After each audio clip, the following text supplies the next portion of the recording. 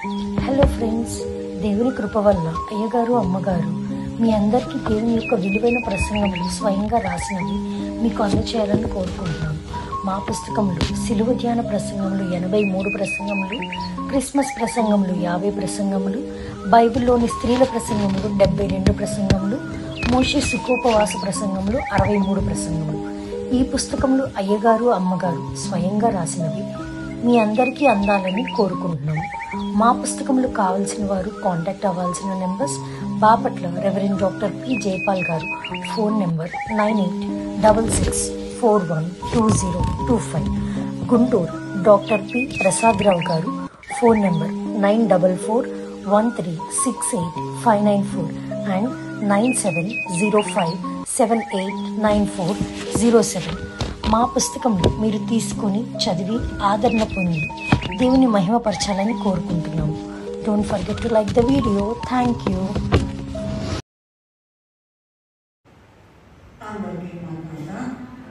మత్తయి సువార్త 21వ అధ్యాయము 1-2 వచనాలు చదువుకున్నాం.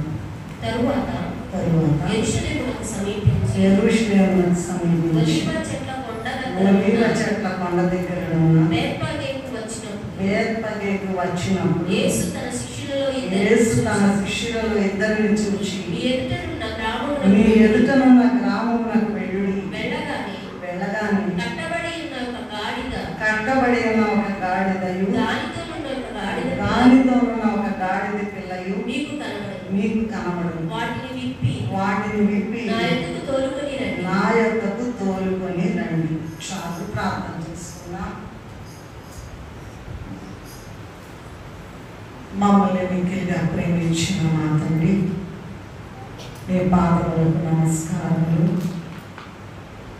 నా కొరకు మా కొరకు బలియాగమగుటకై మండు పురుగులమైన మమ్ములను మహిమవాసులుగా చేయుటకై నాయన దిగివచ్చి అనేక శ్రమలు అనుభవించి జన్మ దగ్గర నుండి సమాధికి వెళ్ళే వరకు ఎన్నో భయంకరమైన నిందలు పొంది, అవమానములు పొంది, భయంకరమైన క్రూర మరణమైన 3వ దినమున తిరిగి లేచి సజీవుడిగా ఉండి యుగ యుగముల వరకు మాతో ఉండి మమ్మల్ని వెన్నంటి నాయన మమ్మల్ని నడిపిస్తూ ఉన్న ప్రభువా, నీకు నమస్కారం.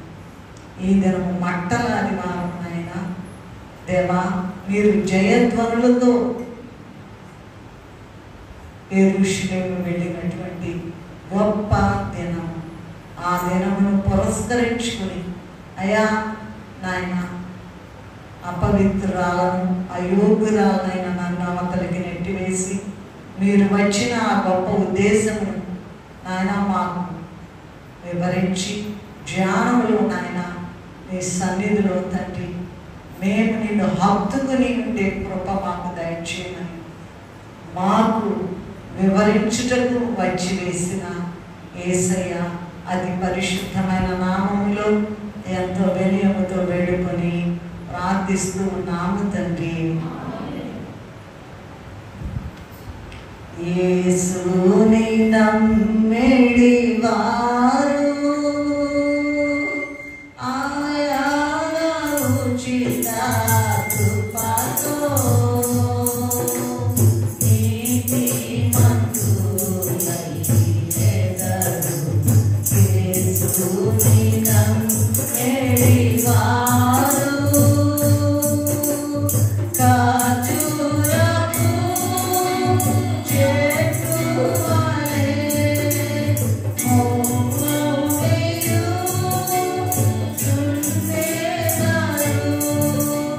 Satura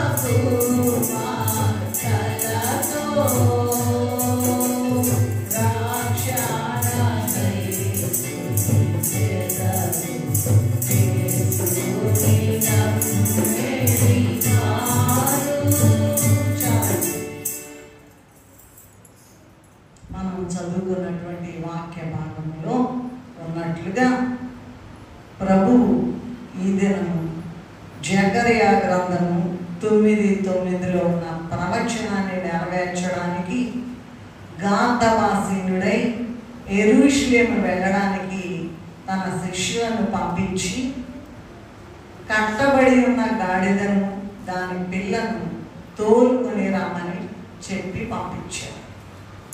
ఈ గాడిదలు మానవులకు సూచనగా ఉన్నాయి.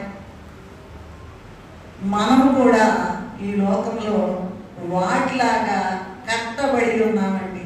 అదేంటి కట్టబడి ఉంటామంటే మనకేమన్నా తాళ్ళు ఉన్నాయా? కట్టేశారా?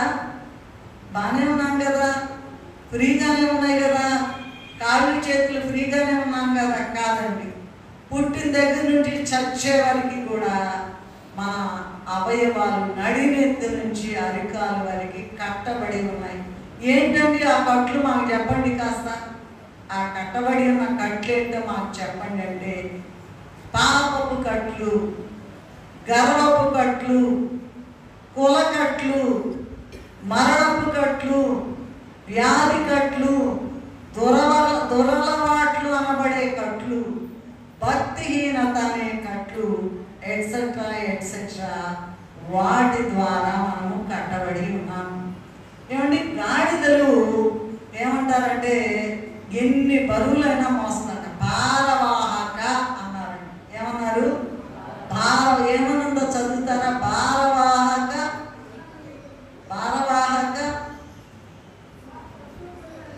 పశువు పిల్లనికి గాడిద. చాలా మంచి భారవాహక.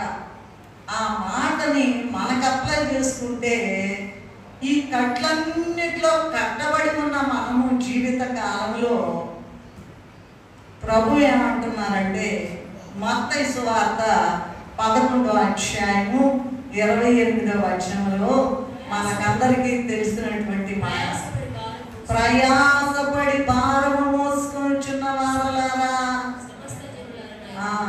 నా యొద్దకు రండి, నేను జీవిత కాలం అంతా కట్లతో ఉండి, ఏంటి కట్లతో కట్టబడి ఏమాత్రం కూడా విశ్రాంతి లేకుండా భారాలు మొయ్యలేమైంది. ఈ రోగాలతో భారం మోయలేము, ఈ పరీక్షలతో భారం మోయలేము, ఈ ఉద్యోగాలతో భారం మోయలేము. ఈ భారం అంతటిని కూడా ఏమంటున్నారంటే, ప్రయాసపడి భారం మోయుచున్న వారలారా. జీవితం అంతా ప్రయాసే. ఆ ప్రయాసతో ఒక పక్క ప్రయాస, మరొక పక్క కట్లు కట్లు కట్లు. వెళ్ళలేమండి, మందిరానికి రాలేము, 40 దినాలు రాలేము, ఆయనకు సాక్ష్యం చెప్పలేము.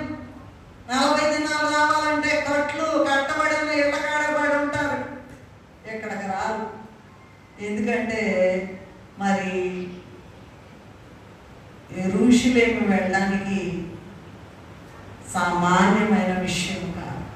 నూతన యెరూషలేము దిగి వచ్చుచున్నది, పెళ్లి కుమార్తె వలె మహిమతో నిండి.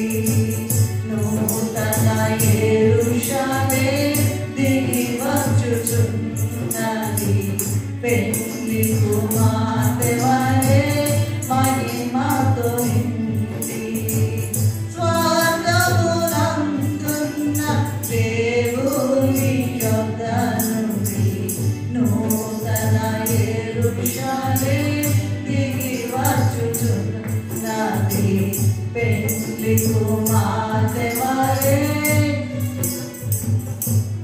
ఆనాడు గాడిద కట్లు మనుష్యులకు సూచనగా ఉన్న ఆ గాడిద యొక్క కట్లు విప్పిన తండ్రి ఇప్పుడు కూడా మనలను ఈ అంచె దినాల్లో ఆహ్వానిస్తూ ఉన్నారు. ఎందుకంటే ప్రభు పాదముల మీద పడి ఎలాగోలాగా ఇప్పుడు అనుకున్నాం కదండి, పాపమే నిలువెల్ల పాపమే. పాపపు కట్లు, గర్వపు కట్లు, కుల కట్లు, మరణపు కట్లు, వ్యాధి కట్లు, దురలవాట్లనే కట్లు, భక్తిహీనత అనేటువంటి కట్లతో కట్టబడి ఉన్నాం అన్నమాట. ప్రభు పాదాలు పట్టుకుని మన కట్లన్నీ విప్పుకొని ఇతరుల కట్లు విప్పడానికి మనము ప్రయత్నం చేస్తే కానీ నూతన యెరూషలేము ప్రవేశం జరగదు. ఏంటది? ఇప్పుడే కదా పెళ్లి కుమార్తె వలె మహిమతో నిండి ఉందట. ఆ మహిమ దగ్గరికి వెళ్ళాలంటే కట్లు మొత్తం పోవాలి. Okay, right. వాటిని విడిపించినట్లుగా ప్రభు ఈనాడు మనల కట్ల నుండి విడిపించి నూతన యెరూషలేముకి నడిపిస్తూ ఉన్నారని చెప్పుకున్నాం. అప్పుడట యెరూషలేముకి వెళ్ళేటప్పుడట ప్రభు వెంట అనేక గుంపులైన వారు వెళ్ళారట. ఎవరండి ఆ గుంపులు? శిష్యుల గుంపు ఉన్నారట, దానకర్తల గుంపు ఉన్నారట, ఆయనను గౌరవించిన గుంపు ఉన్నారట, స్తుతించిన గుంపు ఉన్నారట, పగవారి గుంపు ఉన్నారట, ఆక్షేపణలు చేసే గుంపు వారు ఉన్నారట, చివరిగా జయించిన వారి గుంపు ఉన్నారట. ఏమండి, ఎంతమంది వెళ్తున్నారు ప్రభు వెంట? ఏమ్మా, శిష్యుల గుంపు ఉన్నారు, దానకర్తలు ఇదిగో బట్టలు పరిచారు, రోడ్డు మీద గాడిద మీద బట్టలు పరిచారు, కొత్త వస్త్రాలు, రాజాది రాజు కూర్చోవాలని దారి పొడుగున మట్టలు తీసుకుని మరి జయధ్వనులు చేస్తూ జయమని పాడు ప్రభు యేసునకే ఓ సంతానే ప్రభువాచు కృతే యతో సంతసము మధ్యకాశమందు సంవించెదము జయమని అని అనుకుంటూ వెళ్తూ ఉన్నారట. అందరూ మంచోళ్ళు ఉండరు కదండి, ఉంటారు అందరూ మంచోళ్ళు.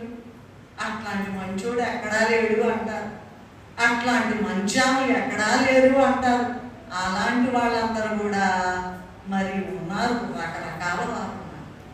ఆయనతో తిని త్రాగి, ఆయనతో పండుకొని, ఆయనతో భుజించి ఉన్నటువంటి వారు శిష్యుల గుంపు అన్నాం, దానకర్తల గుంపు ఉన్నాం. ఆయన సువార్త కొరకు, పరిచర్య కొరకు మరి మామూలుగా లోకంలో సామెత ఏంటంటే మాధవ సేవే మానవ సేవే మాధవ సేవ అన్నారు. అంటే పేదవాళ్ళకి, పేదవారికి మనం సహాయం చేస్తే దేవుని సేవ చేసినట్లే.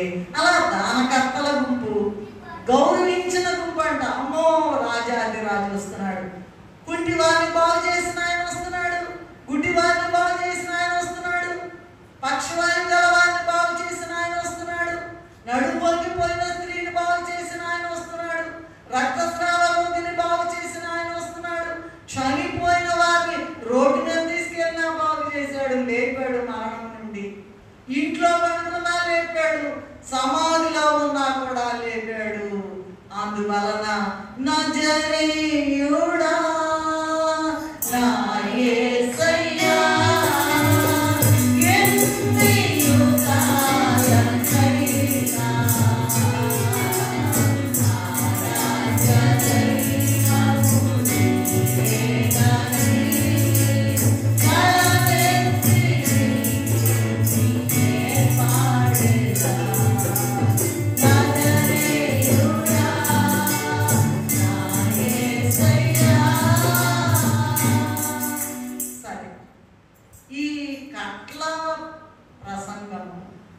అలాగే గుంపుల ప్రసంగము మన పుస్తకంలో ఉన్నాయి.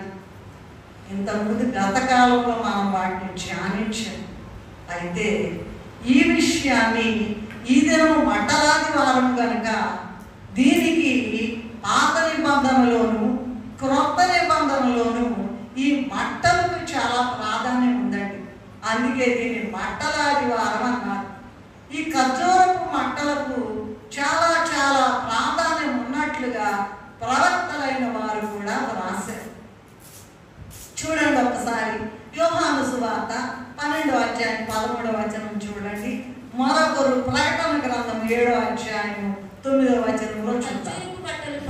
ఖర్జూరపు మట్టలు పట్టుకుని ఆయనను ఎదుర్కొనబోయి ప్రభు పేరిట వచ్చుచున్న ఇశ్రాయేలు రాజు స్తుతింపబడును గాక కేకలు వేసిరి. ఏమనుందండి? ఖర్జూరపు మంటలు పట్టుకున్నారట. అమ్మ ఇట్రండి ఇటు ఖాళీ ఉందిగా. ఖర్జూరపు మంటలు పట్టుకొని ఏం చేస్తున్నారంట? జయధ్వనులు చేస్తూ ఉన్నారట. అలాగే ప్రకటన గ్రంథం కూడా చూడండి, 7:9 చూడండి దయచేసి త్వరగా. నేను చూడగా ఇదిగో ప్రతి జనములో నుండి వంశములో నుండి ప్రజల్లో నుండి ఆయా భాషలు మాట్లాడేవారిలో నుండి వచ్చి ఎవడను లెక్కింపజాలని ఒక గొప్ప సమూహము తెల్లని వస్త్రము ధరించుకుని ఖర్జూరపు మంటలు పట్టుకున్న వారై. ఏంటంట? ఖర్జూరపు మంటలు. సో ఈ కట్ల ప్రసంగం పక్కన చేద్దాం, కట్లు ప్రసంగం, గుంపుల ప్రసంగం పక్కన పెడతాం. ఇంతకుముందు గతకాలంలో విన్నాం కనుక. ఇప్పుడు ఏంటంటే ఈ రెండు కాకుండా మరి ఒక కోణము నుండి ఈ మంటల ఆదివారం యొక్క ప్రాధాన్యతను మనము ధ్యానం చేయడానికి ప్రభు ఈ దినము మనకు సహాయం చేయాలని ఆయన కాళ్ళు పట్టుకొని ఉన్నారు కనుక మరి ఖర్జూరపు మంటల యొక్క ప్రాధాన్యం ఏమిటో మనము ఇప్పుడే చదువుకున్నాం కదా. మరి నంబర్ 1 7 పాయింట్లు నేర్చుకుందామండి. మరి ఒక కోణంలో ఈ యొక్క మంటల ఆదివారం యొక్క ప్రాధాన్యతను వివరించుకుందాం. నంబర్ 1 ఖర్జూరపు చెట్టు లేదా మంటల యొక్క ప్రాధాన్యత. ఇంగ్లీష్లో దీన్ని ఏమంటారంటే పామ్ ట్రీ అంటారు. PALM పామ్ ట్రీ అంటారు. ఇదే కోవకు లేదా ఇదే ఫ్యామిలీకి చెందినటువంటి కొన్ని చెట్లు ఉన్నాయి. ఏమంటే ఈత చెట్లు అంటారు, కొబ్బరి చెట్లు అంటారు, తమాలా చెట్లు అంటారు. అలాగే తాడి చెట్లు కూడా అదే ఫ్యామిలీకి చెందినటువంటిది. ఎందుకంటే ముఖ్యమైన పాయింట్ ఏంటంటే నీతిమంతుని జీవితము ఖర్జూరపు చెట్టుతో లేదా తాడి చెట్టుతో పోల్చబడినది అని మరి పరమగీతం ఒకసారి చూడగలరా? 7వ అధ్యాయం 7వ వచనం చూడగలరా? తాళ వృక్షమంతా ఏంటండి? తిన్నని దానం. నీతిమంతుని జీవితం అటు ఇటు తొలగకుండా కాసేపు అటు కాసేపు ఇటు, ఇక బుర్ర నిండా కూడా పిచ్చి ఆలోచన లేదు. ఏమైపోతానో, పిల్లలు ఏమైపోతారో, భర్త ఏమైపోతాడో, ఏం తింటామో, ఏముందో, ఉద్యోగం ఉందో, ఇదే పోవాలండి. అట్లా కాదండి. నీతిమంతుడట ఎప్పుడు కూడా ప్రభు వైపు చూస్తూనే జీవిస్తారట. మరి తాళ వృక్షం అంత పెళ్లి కుమార్తెతో మాట్లాడుతూ ఉన్నారు. నీవు తాళ వృక్షం అంతా తిన్నని దానము అని మాట్లాడుతూ ఉన్నారు. ఈ ఖర్జూరపు చెట్టు ప్రాధాన్యతని అంటే కొన్నిసార్లు ఏమో ఇంగ్లీష్లో పామ్ ట్రీ అనే ఒకటే ఉంది, ఇంగ్లీష్లో ఒక్కో చోట మరి తెలుగులో ఒక్కో చోట తాళ వృక్షం అని ఉన్నది, అలాగే తమాలా వృక్షం అని ఉన్నది, ఈత చెట్టు అని ఉన్నది, కొబ్బరి చెట్టు అట్లా ఉన్నాయండి. నిర్గమకాండము 15వ అధ్యాయం 27వ వచనంలో చూసినట్లయితే ఇంగ్లీష్లో ఏముందంటే నేను తేడా చూపిస్తాను. దెన్ దే కేమ్ టు 15:27 నిర్గమకాండం.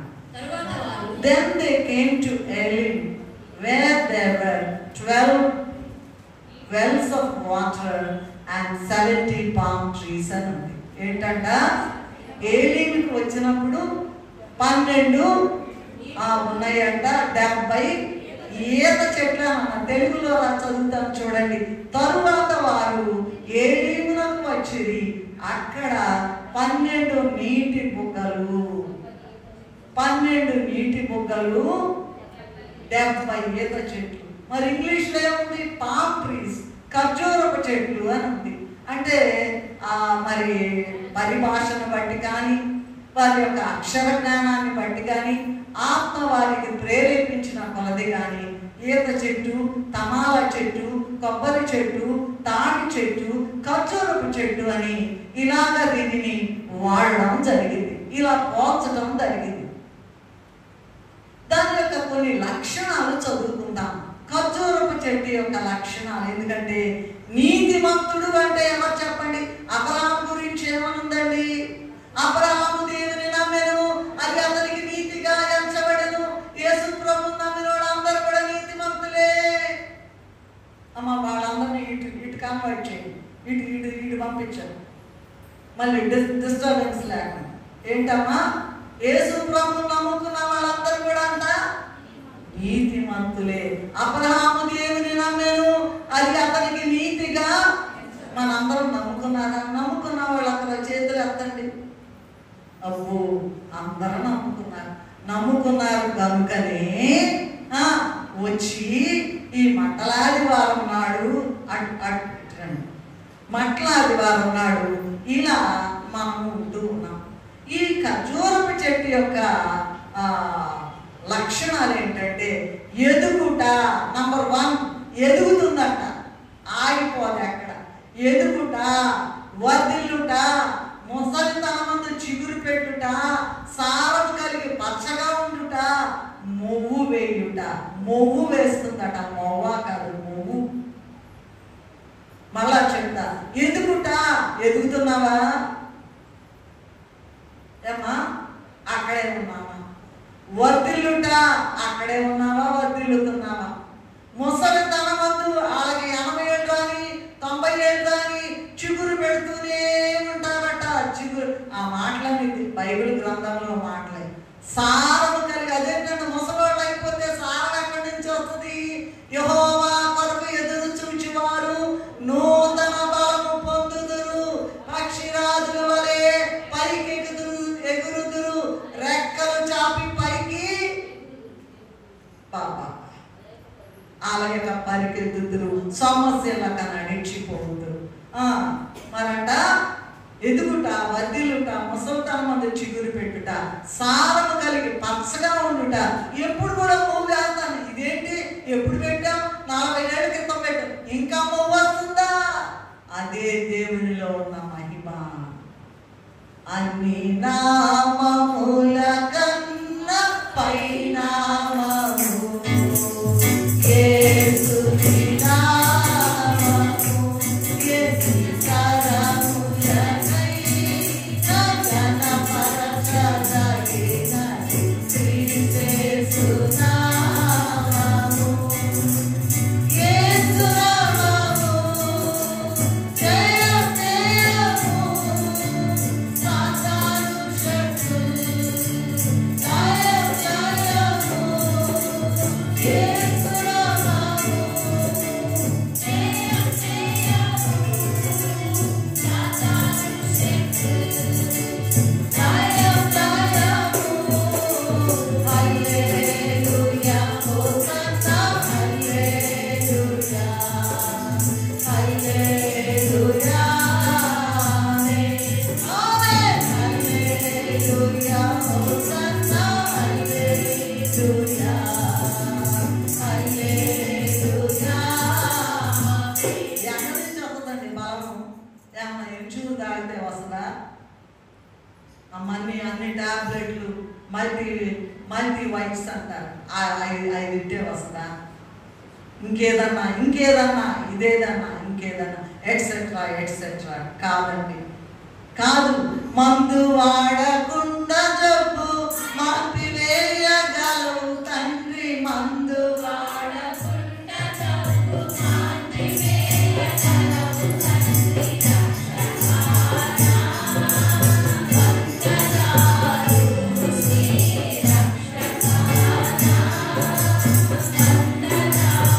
అప్పుడును ఎప్పుడును అప్పుడును ఇప్పుడును ఎప్పుడును వైద్యుడలే.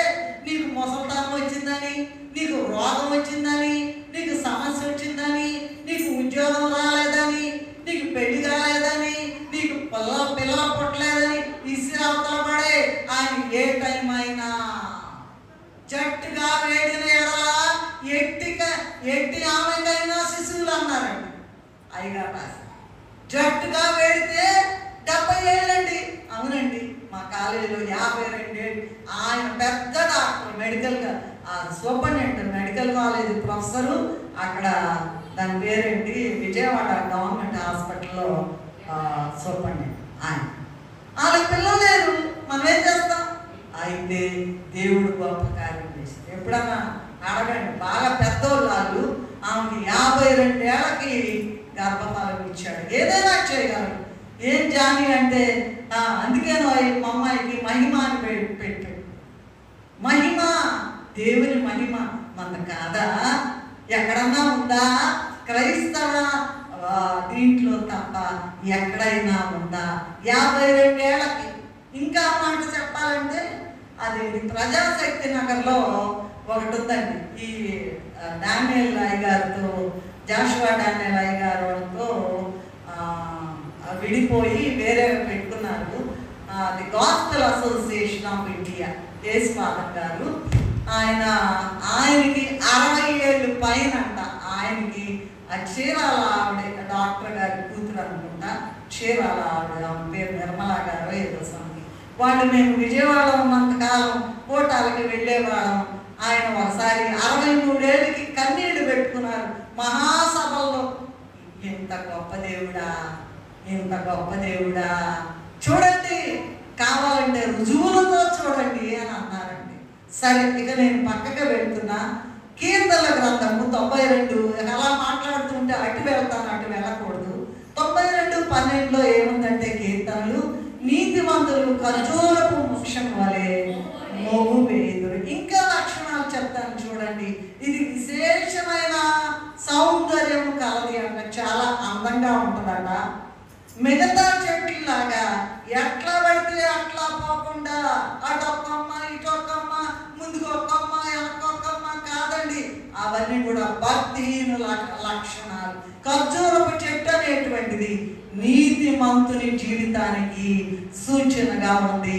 ఈనాడు నువ్వు ఖర్జూరపు చెట్టులాగా ఉన్నావా, పిచ్చి చెట్టులాగా ఉన్నావా?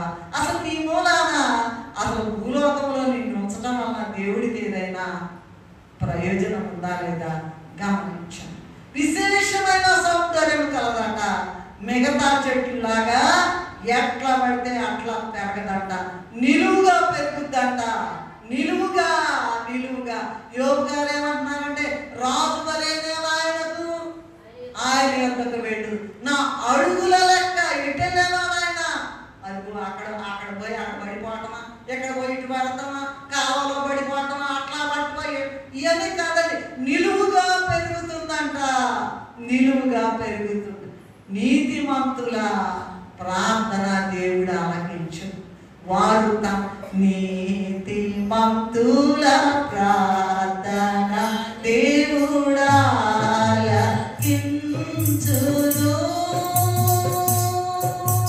వారు తామల వృక్షము వలె మోగు వేయుదురు. అలాంట నీతిమంతుల ప్రార్థన అంట ఎప్పుడు కూడా దేవుడు ఆలకించకుండా ఉండడు. అయితే నువ్వు తప్పటి అడుగులు, అటు అడుగు ఇటు అడుగు. ఎలా అడగాలి? ఖర్జూరపు చెట్టు అలా కాదట. అందంగా ఉండడమే కాకుండా మరి నిదానంగా పెరుగుతుందట, ఎత్తుగా పెరుగుతుందట. ఇది ఎట్టి పరిస్థితులైనా తట్టుకుంటుందట. ఎట్టి పరిస్థితులైనా తట్టుకుంటుందట. అధిక వేడిని అబ్బో ఎండలకి వడగాలు పెట్టి చచ్చిపోతారు, అది చావదట. అధిక వేడిని తట్టుకుంటుందట. అనావృష్టి తట్టుకుంటుందట. శీతాకాలపు గాలులు తట్టుకుంటుందట. వడగాలులు తట్టుకుంటుందట. అన్ని తట్టుకుని జయించి పెరుగుతుందట. ఇవన్నీ ఖర్జూరపు చెట్టు యొక్క లక్షణాలు లేదా ప్రాధాన్యత మనం తెలుసుకుంటున్నాం. ఇది మరి స్థిరత్వము కలిగిందట. స్థిరత్వము కలిగిందట. అటొక అడుగు ఇటొక అడుగు, అటొక చూపు ఇటొక చూపు, వాళ్ళ ఇంటికి ఒక రోజు వీళ్ళు ఏంటి చెత్త వాడడం కొరకు. ఇంకా ఇంకా లోకంలో ఉన్న అక్రమాలన్నీ కూడా వాటిలో పిహెచ్డి చేసేవాళ్ళు ఉంటారండి, మీకు తెలుసో తెలియదు. ఇంకా ఇంకా ఇంకా బాగా పిహెచ్డి చేసి ఇంకా నెలజానలు అంటారు. ఏమంటారండి? నెలజాన. నీకు జాలిన వాళ్ళు ఎవరు లేరన్నమాట. అంత గొప్పగా ఏం చేస్తారు చెప్పండి, మోసాలు చేస్తారు. ఇలా కాదు, ఖర్జూరపు చెట్టు ఇలా కాదండి, నిదానంగా నిలువుగా అన్ని తట్టుకుని పెరుగుతుందట. ఇది స్థిరత్వం కలిగినది. ఇంకొక మాట ఏంటంటే, మరి దీని జీవం అంట బాహ్యానికి కనపడదంట. బాహ్యాన్ని, ఇదిగో నేను నిన్ను చూడడం. మరి సామెత గ్రంథం 31:1 ఏముందండి? అందము మోసకరము, సౌందర్యము వ్యర్థము, యెహోవా యందు భయభక్తులు కలిగిన స్త్రీ. అబ్బా, ఏంటంట? అందము మోసకరము అక్కర్లా, సౌందర్యము వ్యర్థము అక్కర్లా, యెహోవా యందు భయం. పేతురు పత్రికలో కూడా ఉంటుంది. ఇప్పుడు నేను అటు వెళ్ళాను, నాకు టైం నిమిషాలు. పేతురు పత్రికలో కూడా ఉంటుంది. మరి చాలా భర్తలకు విధేయులవుట వలన వారు గొప్ప పేరు తెచ్చుకున్నారు అని పేతురు పత్రికలో ఉంటుంది. ఇంకా నేను అటు వెళ్ళాల. తర్వాత దీని జీవమంట బాహ్యానికేమో చూడండి, కొబ్బరి చెట్టును చూడండి, అసలు ఉందా ఎండిపోయినట్టుగా అట్లా ఉంటది కదా. బాహ్యానికేమో కనపడదట, దాని జీవము లోపల ఉంటదట, ఆంతర్యంలో ఉంటదట. ఎంత గొప్ప ఇదో చూడండి. అలాగే ఇదట ధారాళంగా ఇస్తుందంటండి, పిసినారోళ్ళలాగా ఉంటదంట. ఇవ్వడమే,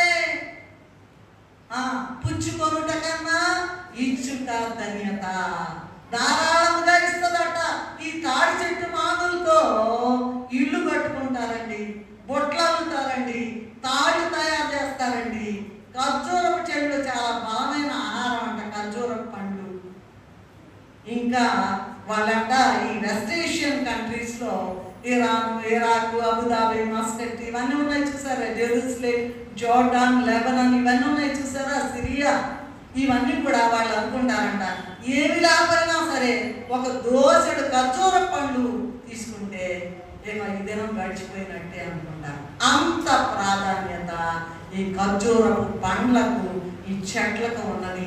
చివరిదిగా దీని లక్షణాలు ఏంటంటే, ఈ ఖర్జూరపు చెట్టు చాలా బలమైన ఆహారం అన్నాం కదండి. మరి 7th పాయింట్ ఏంటంటే, ఫస్ట్ పాయింట్లో 7th సబ్ హెడ్ అన్నమాట. ఇది విజయాన్ని సూచిస్తుంది. అందుకే ఖర్జూరపు మాటల చేత పట్టుకొని హోసన్నా హోసన్నా. మరి అట్లాంటి ఇప్పటి వరకు యూదుల కట హల్లెలూయా అనే మాట మాత్రమే తెలుసు అంట. ఇప్పుడు కొత్త స్లోగన్ మొదలు పెట్టారంట. నేను అందుకే ఆ చిన్న పిల్లలతో కూడా, ఈ సందీప్ గారు పిల్ల బాబుతో కూడా అనిపించండి, జయధ్వనులు చెప్పించండి. బాలుగా నోట హోసన్నా అనేటువంటి మాట వచ్చిందంట. హోసన్నా అంటే అర్థం ఏంటో తెలుసా? అయ్యా ప్రభువా, యేసయ్యా మమ్మల్ని రక్షించుము, మాకిక వేరే తావు లేదయ్యా, నీవుగాక వేరే మాకు దారి లేదయ్యా, మా దారి నువ్వేనయ్యా, నువ్వేనయ్యా. ఎవరైతే ఆ మాట మీద అనుకుంటారో, ఎవరైతే ఖర్జూరపు చెట్లాగా ఉంటారో, ఎవరైతే ఇంకో మాట నాకు గుర్తొస్తుంది, శౌరమ్మ గారు మరి సన్నిధి పరులో పెద్దవారుగా లీడర్గా ఉండేవారు. అయ్యగారు వాళ్ళ అక్కయ్య గారు తోటలో ఒక రోజంట అయ్యగారు ఫోటో ఎప్పుడు వాళ్ళ ఇంట్లో పెట్టుకుంటుంటారు. సరే, ఎవరో మధ్యరాత్రులు ఏదో కలస్తేను ఇంట్లోకి రాబోతుంటేను తీసుకెళ్ళి ఫోటో పెట్టారంట. అసలు ఆ దినం నుంచి రాలేదంట. అంటే ఆవిడ విశ్వాసం అంత గొప్పదన్నమాట. సరే, మరంట దేవదాసయ్య గారు ఫోటో కూడా పెట్టుకుంటారు. దేవదాసయ్య గారు ఫోటో పెట్టుకుంటారంట. ఈ అక్కడ గుమ్మం దగ్గర పెట్టుకుంటారు. ఆ దినం నుంచి ఆ వచ్చే వాళ్ళు ఎవరో రావడం మానేశారు. అంటే ఏదో దుష్ట శక్తులు అన్నమాట అని దేవదాసయ్య గారి గురించి ఒకరోజు ఆలోచించారంట. ఏంటి అయ్యగారు ఆడవాళ్ళలాగా మధ్యపాపడి తీసుకుంటారేంటి అని అనుకున్నారంట. పండుకుని నిద్ర బాగుంగానే అయ్యగారి జీవితము నెట్ట నిలువ జీవితము, సూటి అయిన జీవితము, తిన్నని జీవితం అని చెప్పారంట. అందుకే ఖర్జూరపు చెట్టు నిలువుగా పెరుగుతుంది, జీవముగా ఉంటుంది. దాని జీవం బాగ్యాన బాగా అందంగా ఉన్నారండి. ఎందుకంటే ఏం చేస్తాను, బుద్ధి కావాలి కదా. వినయం కావాలి కదా, విధేయత కావాలి కదా, ప్రేమ కావాలి కదా, అది కావాలి. కానీ అదే పేతురు పత్రికలో వ్రాయబడి ఉన్నది. కనుక మరి ఈ ఖర్జూరపు చెట్టు నీతిమంతుని జీవితానికి గొప్ప గుర్తుగా సూచనగా ఉన్నదని మనం చెప్పుకోగలుగుతున్నాం. ఓకే, ఇది మొదటిదండి, రైట్. రెండోది ఏంటంటే ఆనాడంట గొప్ప జన సమూహము యెరూషలేముకి వెళ్ళారంట. నేను రిఫరెన్స్లు చెప్తాను, అవన్నీ కూడా చదవనక్కర్లేదు. జకర్యా గ్రంథము 9:9, మత్తయి సువార్త 21:1-11. క్షమించండి, నేను స్పీడ్గా చెప్పుకెళ్తున్నా.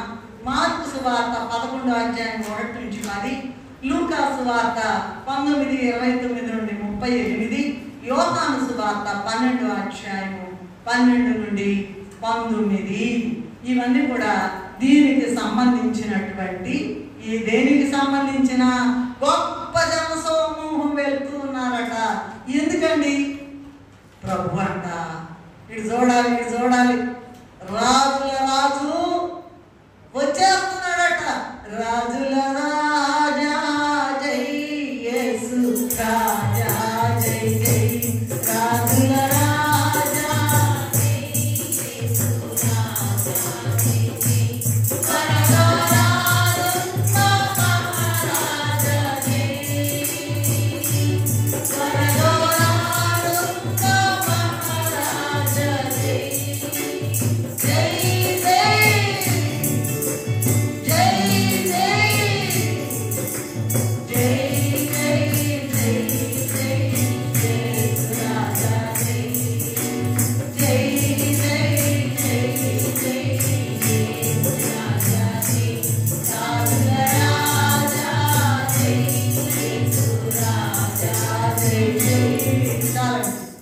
రెండో పాయింట్ ఏంటంటే గొప్ప జన సమూహము యెరూషలేముకి ఆనాడు వెళ్తూ ఉన్నారు. అసలు ఎట్లంటే అట్లా వెళ్తున్నారంట. జనం అసలు గుంపులు ఇంకా వస్తున్నారండి. ఎక్కడ వాళ్ళు అక్కడ. అంచు దినములలో యెహోవా మందిర పర్వతము కొండల కంటే ఎత్తుగా ఎత్తబడి ఆమె జనులందులోకి ప్రవాహంగా వస్తారని యెషయా గ్రంథంలో ఉన్నది. సరే, అది అలా ఉంచండి. ఇక్కడ ఎందుకు వెళ్తున్నారు అనంటే ప్రవచనము నెరవేర్పుల కొరకటండి. గొప్ప జన సమూహము ప్రవచనముల నెరవేర్పు కొరకు ఆయన వెళ్తూ ఉన్నారట. ఎందుకో తెలుసా? ఇది ఆదివారం కదా, మట్లాదివారం కదా. శనివారం నాడు ఒక రోజు ముందంట ఆ చనిపోయిన లాజరు కూడా ప్రభు వచ్చేస్తున్నారని విని అందరూ కూడా లాజరు కూడా వస్తున్నాడు, మరియా మార్తా లాజరు సమాధిలో 3 దినాలు ఉన్నాయన లేపిన ప్రభు వచ్చేస్తున్నాడని వాళ్ళు కూడా పరిగెత్తుకుని పరుగు వచ్చేస్తున్నారంట. నీవు ఈనాడు ఆయన కోసం పరిగెత్తే వారిలో ఉన్నావా? ఆయన కొరకు పరిగెత్తే వారిలో మరి చూడండి, ఆయన ప్రవచనముల నెరవేర్పు కొరకు మరి శరీరధారి అయిన దినములలో ప్రభు, ఇప్పుడు మనం చెప్పుకున్నాం కదండి, జకర్యా, మత్తయి, మార్కు, లూకా, యోహాను ఇవన్నిట్లో ఉన్నాయి కదా. ప్రభు అట శరీరధారి అయిన దినములలో ఆయన చేసే ప్రతి పని కూడా జాగ్రత్తగా వినండి, వెరీ వెరీ ఇంపార్టెంట్. ప్రభువు చేసే ప్రతి పని కూడా, ప్రతి ఆలోచన కూడా, ప్రతి మాట కూడా, ప్రతి మరి నడవడి కూడా ధర్మశాస్త్రానుసారంగా ఉండేదంట. అందుకని జకర్యా గ్రంథం 9:9 చెప్పబడిన ఆ వాక్యము నెరవేర్పు సువార్తలన్నింటిలో చూడగలం. చెప్పుకున్నాం ఇప్పుడు మత్తయి, మార్కు, లూకా, యోహాను సువార్తలో జకర్యా గ్రంథంలో చెప్పినటువంటి ఆ ప్రవచనము, దాని యొక్క నెరవేర్పును అన్ని సువార్తలలో చూడగలం. ఆయన అంట ఏ ఆలోచన అయినా ఇంక వేరే ఆలోచన రాదంట. ప్రతి పని, మాట, నడవడి అన్నీ కూడా ధర్మశాస్త్ర ప్రకారంగా ఉండేదట. అందుకనే జకర్యా 9:9 నెరవేర్పును అన్ని సువార్తలను మనము చూడగలం.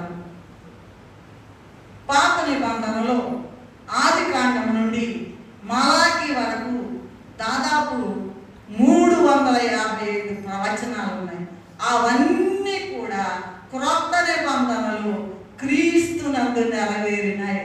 రాసి పెట్టుకోండి. పాత నిబంధనలో ఆది కాండము నుండి 39:27 కదండి. ఆది కాండము నుండి మలాకి వరకు 355 ప్రవచనాలు మొత్తం కూడా క్రీస్తులో నెరవేరినాయి అంట. ఋగ్వేదములో మరుగు కాబడిన యజ్ఞ పశువును వింటివా అని రాశారు భక్తులైన వారు. ఏమండి, మరి ఇక్కడ మనం నేర్చుకోవాల్సిన విషయం ఏంటంటే, మనం నేర్చుకోవాల్సింది మన మాట, మన ఆలోచన, మన తలంపు, మన క్రియ అన్నీ కూడా వాక్యానుసారంగా ఉన్నాయని. ఎంతకాలమైనా, ఎన్ని సంవత్సరాలైనా ఏంటండి, పాడిందే పాడరా పాసి పళ్ళతారు. ఆ పాసి పళ్ళు కడుక్కోరా, ఆ మాటలు కడుక్కోరా, శుద్ధి చేసుకోరా, దేవుని వాక్యంతో నింపుకోరా. ఏమా పాత పద్ధతులతోనే ఉంటుంటారా? అలా కాదండి. ప్రతి మాట కూడా ఇంతకుముందు మనం చేసిందని కూడా ప్రతి మాట, ఆలోచన, తలంపు, క్రియ వాక్యానుసారంగా ఉందా లేదా అని మనం పరిశీలించుకోవాల్సి ఉన్నది. మరి ఎందుకు అంటే, మనము కూడా నూతన యెరూషలేము వెళ్ళడానికి ఆయన చిత్తము ప్రతి విషయంలో కూడా నెరవేర్చవాలి. మన ఇష్టం కాదండి. ఆయన చివరిలో కూడా శిలువ మరణం పొందుతా కూడా నా చిత్తము కాదు, ఇది చాలా కష్టము, ఆకాశం అంతా ఏమండి విషపు పాత్ర తీసుకొచ్చి నువ్వు శిలువ మరణం చెందదు, ఎందుకయ్యా నీకు బాధ? ఒక పక్క అందరూ అంటున్నారంట, ఎందుకయ్యా దెయ్యాలు పోతాలు ఇవన్నీ, ఎందుకయ్యా నీకు, నువ్వు ఏ పాపం తెలియదు కదా. ఎందుకంటే అది చూసి శరీరంతో ఉన్నప్పుడు అంట గడగడగడగడ పోతున్నారంట, చెమట రక్తంగా. ఎందుకయ్యా నీకు బాధ అంటే, తండ్రి నీ చిత్తమైతే ఈ గిన్నె నా యొద్ద నుండి తొలగించు, ఆయన నా చిత్తము కాదు నీ చిత్తమే. అది మనం నేర్చుకోవాలి. ఆవిడ గడికి కూడా నడుస్తున్నా, తింటున్నా, నిద్రపోయేటప్పుడు కూడా లేచిన ప్రతి పనిలో, ఆఫీసులో ఉన్నా, చదువుకుంటున్నా, ఎక్కడున్నా, చిన్నపిల్లలేంటి తెలియదు అన్నమాట. చిన్నపిల్లలు తెలియదు అన్నమాట. చిన్నపిల్లలైనా పెద్ద పిల్లలైనా మనం నేర్పిస్తే ప్రభు చిత్తమై ఉన్నదా లేదా, నేను చేసే పని ప్రభు చిత్తంలో ఉన్నదా లేదా అని పరిశీలించుకోవలసినటువంటి అవసరత ఉన్నది. ఎందుకంటే ప్రభు ఆనాడు నూతన యెరూషలేము వెళ్ళినట్లుగా మనం కూడా ఇప్పుడు నూతన యెరూషలేముకి వెళ్ళడానికి మార్గంలో ఉన్నాము. మీకు కావాలంటే మా దగ్గర ఈ 355 ప్రవచనాలు నెరవేర్పులు మా దగ్గర ఉన్నాయి. మీకు కావాలంటే వచ్చి అడిగితే ఈ 355 ప్రవచనాలు, పాత నిబంధనలో 355, ఆ మొత్తం ప్రవచనాలు క్రొత్త నిబంధనలో ఎలా నెరవేరినాయో మీకు ఆ లిస్ట్ ఇస్తాము. ఇది రెండో మాట. ఏంటి? మొదటి మాట ఖర్జూరపు చెట్టులాగా ఉండాలి. రెండో మాట, మనం అన్నిట్లో కూడా ప్రతి అడుగులో, క్రియలో, మాటలో, చూపులో, నడకలో, పడకలో అన్నిట్లో కూడా సమాధి చేరే వరకు ఆలస్యమైతే రాకడ, ఆలస్యమైతే పోకడ వరకు మనం ఏం చేయాలా? అటు ఇటు చూడాలా. ఎటు చేయాలి? యేసు వైపు చూచు. ఇంత గొప్ప సాక్షి సమూహము మన ఎదుట మేఘము వలె మోహరించుంది. ఇక్కడే ఉందండి. తెలుసుకుని బుద్ధి లేకుండా ఇప్పుడే చూస్తున్నాం. పాటని వాక్యం చెబుతానేమంటున్నాం. అటు ఎక్కడ నిలకడలేదండి. వెళ్తామంటారా? యెరూషలేము, నూతన యెరూషలేము వెళ్తామంటారా? ఆలోచించండి, ప్రశ్నించుకోండి, దడ కొట్టాలి. అసలు ప్రతి మాటలో దేవుని వైపు చూడాలి, భయం ఉండాలి. ఒక చీర కొనుక్కోవాలన్నా, ఒక నగ కొనుక్కోవాలన్నా, ఒక పుస్తకం కొనుక్కోవాలన్నా, ఏది వేయాలన్నా, ఒక రోజు కూర ఉండాలన్నా, నీ చిత్తమా కాదా? అయ్యా నీకు ఇష్టమైతే ఇదిగో నాకు ఈ కూర వండుకోవాలని ఉంది, నువ్వు ఇస్తావా? నీకు నమస్కారం అయ్యా అనుకుంటే నీకు కావాల్సింది ఇస్తాడా? ఏదైనా తాళింపులు వేసేటప్పుడు వీళ్ళు ఉంటారు కదండి, మనకి స్త్రీలైన వారికి అందరికీ తెలుసు కదండి. మరి 3 సార్లు తండ్రి కుమార పరిశుద్ధాత్మ అనుకుని ఆ నూనె వేయడము, ఏదో 3 సార్లు వేయాలి. అది తలంపు అంటే అది ఇష్టం వచ్చినట్టుగా నేను తగుదునమ్మా, నాకు మొత్తం తెలుసు అనుకుంటే అది సరైన పద్ధతి కాదు. ప్రతి నిమిషము కూడా నీ యొక్క దృష్టి 27:3 యెషయాలో ఆయన నీరు కడితేనే నువ్వు నీళ్లు మాత్రం నువ్వు చెట్టు పోయి ఖర్జూరపు చెట్టు అనుకున్నావు, నీళ్లు పోతేనే బతుకుతున్నావు. నీ ఇష్టం వచ్చినట్టు మాట్లాడితే ఎట్లాగమ్మా, ఎట్లాగయ్యా, అది కుదరదు. అయిపోయినాక ఇక చాలేరా, నువ్వు చేసిందంతా నిర్వాహకమంతా ఇక చాలేరా, జాగ్రత్త. రెండవది ఏం చెప్పుకున్నాం, ప్రవచనాల నెరవేర్పు కొరకు ప్రభువు వచ్చి ఉన్నారు. మూడవది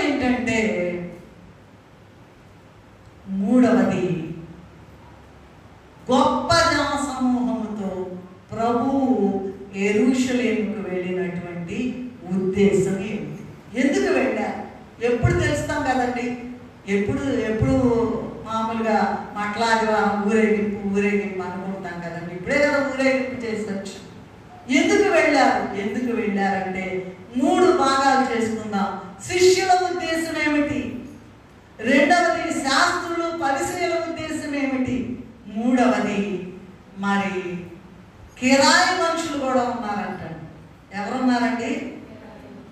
ప్రభు వెంట నడిచిన వాళ్ళలో ఆ గొప్ప జన సమూహంలో 3 రకాల వాళ్ళు ఉన్నారట. నంబర్ 1, శిష్యుల ఉద్దేశం ఏంటంటే ప్రభువు చేసినటువంటి అద్భుతాలు, మహత్కార్యములు, సూచక క్రియలు, వీటన్నిటినీ బట్టి జనసమూహము జయత్వాలు చేస్తూ ఉన్నారు కనుక మత్తయి సువార్త 21:10లో ఎవరబ్బా ఇన్ని గొప్ప కార్యాలు చేస్తున్నారు, ఇదేంటండి మందు చేసుకోకుండా ఎట్లా బాగుపడ్డండి? రక్తస్రావ రోగి ఎలా బాగుపడింది? కుష్టు రోగి ఎలా బాగుపడ్డాడు? దారి పక్క నుంచున్న గుడ్డాయన ఎలా బాగుపడ్డాడు? ఏమండి ఎలా బాగుపడ్డాడు? నేర్చుకోండి అన్నీ కూడా. అదో మనుషుల వైపు చూడబాకండి, పిల్లల వైపు, పెద్దల వైపు, దేవుని వైపు. ఇక్కడ మాట్లాడేది నేను కాదు, నేను పక్కకి ఎప్పుడో నెట్టేసుకున్నాను. నేను తగనయ్యా యేసయ్య వైపు చూడండి, ఆ స్వరం వైపు వినండి. నీ మధుర స్వరము ఎంత గొప్పదయ్యా, నీ ముఖము మనోహరము, నీ స్వరము మాధుర్యము, నీ పాదాలు అపరంజిమయము.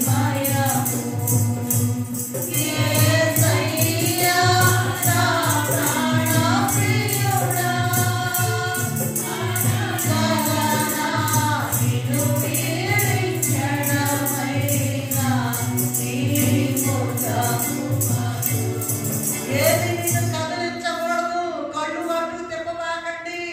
మీ దృష్టి నిలువుగా ఉండాలి. ప్రభు నాకేమిస్తారు ఈ దినం, ప్రభు నాకేం చెప్తారు, ఆ యొక్క ఆశ ప్రభు చెప్పింది విని అది ఆహారంలాగా పుచ్చుకుని సంతోషంతో వెళ్ళాలంటారు. పిల్లల్ని తిరిగే వాళ్ళని చూడటం, పెద్దవాళ్ళు తిరిగే వాళ్ళని చూడటం, ఎన్నో చెప్పండి. బుద్ధి రాదు, మనకు బుద్ధి రాదండి. కుక్కతో కుక్కల్లా ఉండబాకండి. గాడిదల్లాగా ప్రభు చేసే పని భారమైన వాడక పశువునెక్కి వెళ్ళినట్లుగా నీవు నేను కూడా ఆ భారవాహక పశువులాగా మన యొక్క ఆ భారమంతా ప్రభు మీదేసి, అయ్యా వస్తున్నానయ్యా, నడవలేకపోతున్నానయ్యా, తొట్టిల్లుతున్నానయ్యా, నన్ను క్షమించయ్యా అని ఎప్పటికప్పుడు మన పాపం క్షమించమని ప్రభువును అడుగుతూ మన జీవిత యాత్రను కొనసాగించినట్లయితే ఖచ్చితంగా నూతన యెరూషలేము ఎప్పుడో జరిగింది కదా అని, 2025 సంవత్సరాల క్రితం జరిగింది కదా అని ఊరుకోబాకండి. ఇప్పుడు నీవు కూడా వెళ్తూ ఉన్నావు. పక్కకు తొలుగుతున్నావా? పిల్లల వైపు చూస్తున్నావా? మనుషుల వైపు చూస్తున్నావా, నీ రోగం వైపు చూస్తున్నావా, పక్కన వాళ్ళ వైపు చూస్తున్నావా? అది అంత నటేని అంత అవమానపరచు. యేసయ్యా నువ్వు ఉన్నావయ్యా నాకని ముందుకు సాగిపోవాలా. అదే ప్రభు నేర్పించిన మాదిరి.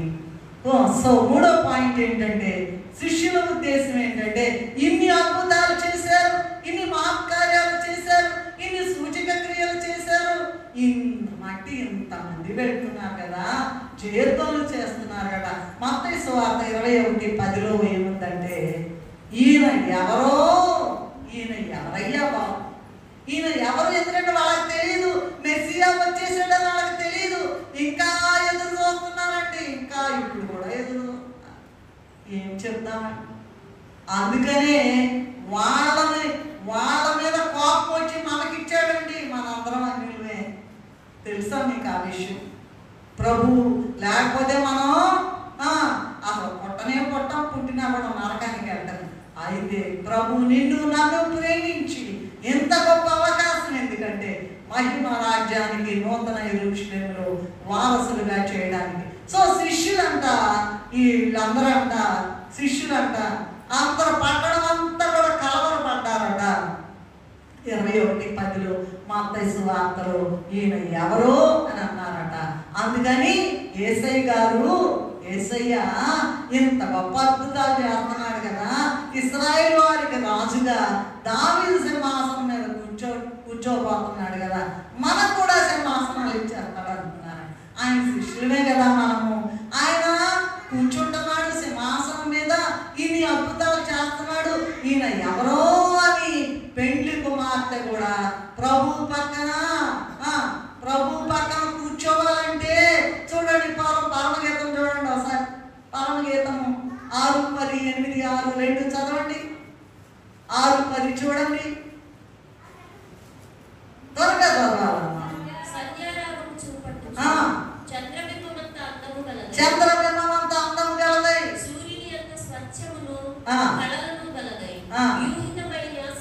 వ్యూహితమైన సమభీకర రూపిణియగు ఈమె ఎవరు? అదండి బాబు, వ్యూహిత సైన్య సమరూపిణియగు ఈమె ఎవరు? ఇంకో మాట ఉందండి చూడండి, 8:6 చూడండి, 8:5 చూడండి ఒకసారి. తన ప్రియుని మీద ఆనుకుని అరణ్య మార్గంలో వచ్చునది. ఆనుకున్న వాళ్ళలో ఉన్నావా నువ్వు? అసలు శిష్యుల వరుసలో ఉన్నావా? ఆయన వెంబడించే వాళ్ళలో ఉన్నావా? పేరుకు మాత్రమే ఎట్లా ఏడుస్తూ బతుకుతున్నామా? ఏడుస్తూ బతకడమే. అలా ఉండకూడదండి. మనలను కూడా సింహాసనం మీద కూర్చోబెడతాడని శిష్యులు అనుకున్నారంట. రెండవ కోమలో వారు ఎవరంటే శాస్త్రులు, పరిసయ్యులు. యేసు ప్రభు మీద అసూయపడి ఆయనను ఎప్పుడు అట్టుకుని సిలువ మరణానికి అప్పగిద్దామని ఎదురు చూస్తూ ఉన్నారట. వాళ్ళేమో శిష్యులేమో ఆయన రాజుగా ఉండబోతున్నాడు యెరూషలేముకి, మనలకు కూడా అందరికి మంత్రులు ఒక్కొక్క సింహాసనం వేసి ఒక్కొక్క మంత్రి పదవి ఇస్తాడు అనుకున్నారంట శిష్యులు. అందుకని వెళ్తున్నారు. ఓకే, వాళ్ళు శిష్యులు కదా, ఎప్పుడు ప్రభుని వెన్నంటే ఉంటున్నారు. వీళ్ళంట ఎప్పుడు అప్పగిద్దామా, ఎందుకంటే వాళ్ళకి మంట. ఇప్పుడు మేము చెప్తున్న వాక్యాలు కూడా మంట పడతాయండి. ఏంటంటే మీరు చెప్పేది అంత కఠినంగా చెప్తే ఎలాగండి? రేపు యెరూషలేముకి వెళ్ళలేకపోతే తెలుస్తుందండి.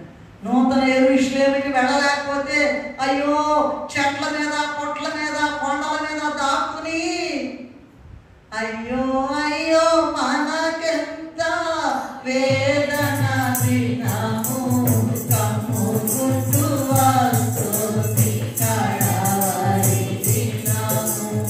అయ్యో మనకెంతో వేదన దినము.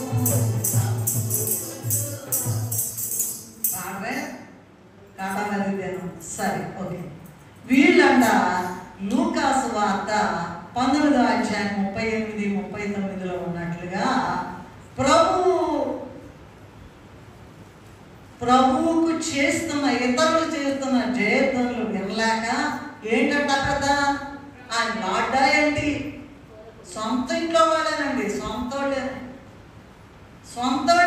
స్వజనులే, యూదులే. అట్లాగే మనకు కూడా ఉంటాయండి. అన్యాయము, అక్రమము, అన్యాయం ఓర్చుకోలేక అసూయ, ద్వేషాలు పెరిగిపోతా ఉంటాయి. ఆయన యూదా రాజు కదండి. ఈ జయధ్వనులు వినలేకపోయే ప్రభువుకి చెప్పారంట, అయ్యా నేను వినలేకపోతున్నాం, మేము వినలేక ఆపండి. ఏంటది కాదు, ఏంటది? ప్రభు పేట వచ్చేవాడు స్తుతింపబడు కాక, హోసన్నా హోసన్నా యూదుల రాజా అనంటే తట్టుకో. ఏంటంట ఈయనేంటంట గొప్పతనం? ఏంటంట నిన్నగాక మనం పుట్టాడు, ఈయనకేంటంట జయధ్వనులు చేసేది అని అనుకుంటుంటే ప్రభు వాళ్ళకి జవాబే ఉంది పెట్టారు. చూడండి 19:40 మీరు ఓరకుండిన ఎడల రాళ్ళు కేకలు వేస్తాయని చెప్పారట. రాళ్ళు కేకలు వేస్తాయని చెప్పారట. ఈనాడు మనము కూడా ఆ ఊరేగింపు జరిపినటువంటి మనము ప్రభు వెంట నూతన యెరూషలేము వెళుతున్న మనం, we are on the way to new Jerusalem. ఆ వెళ్తున్నటువంటి మనము ప్రభు ఏం చెప్పారంట? ఈ ఊరుకుంటే ఎవరి కేకలు వస్తాయంట? రాళ్ళకి అసలు ప్రాణం ఉందా? మాట వచ్చా? జీవం ఉందా? ఏమా రాళ్ళు కేకలు వేస్తా. రాళ్ళ కన్నా ఎంతో శ్రేష్టమైన మనము జయధ్వనులు చేస్తూ ముందుకు వెళ్ళాలి. ప్రభువా నాకు ఈ అవకాశం ఇచ్చావు, నీకు నమస్కారం అని ఆయనను నిత్యము కూడా స్తుతించాలి. ఇది గొప్ప మాట.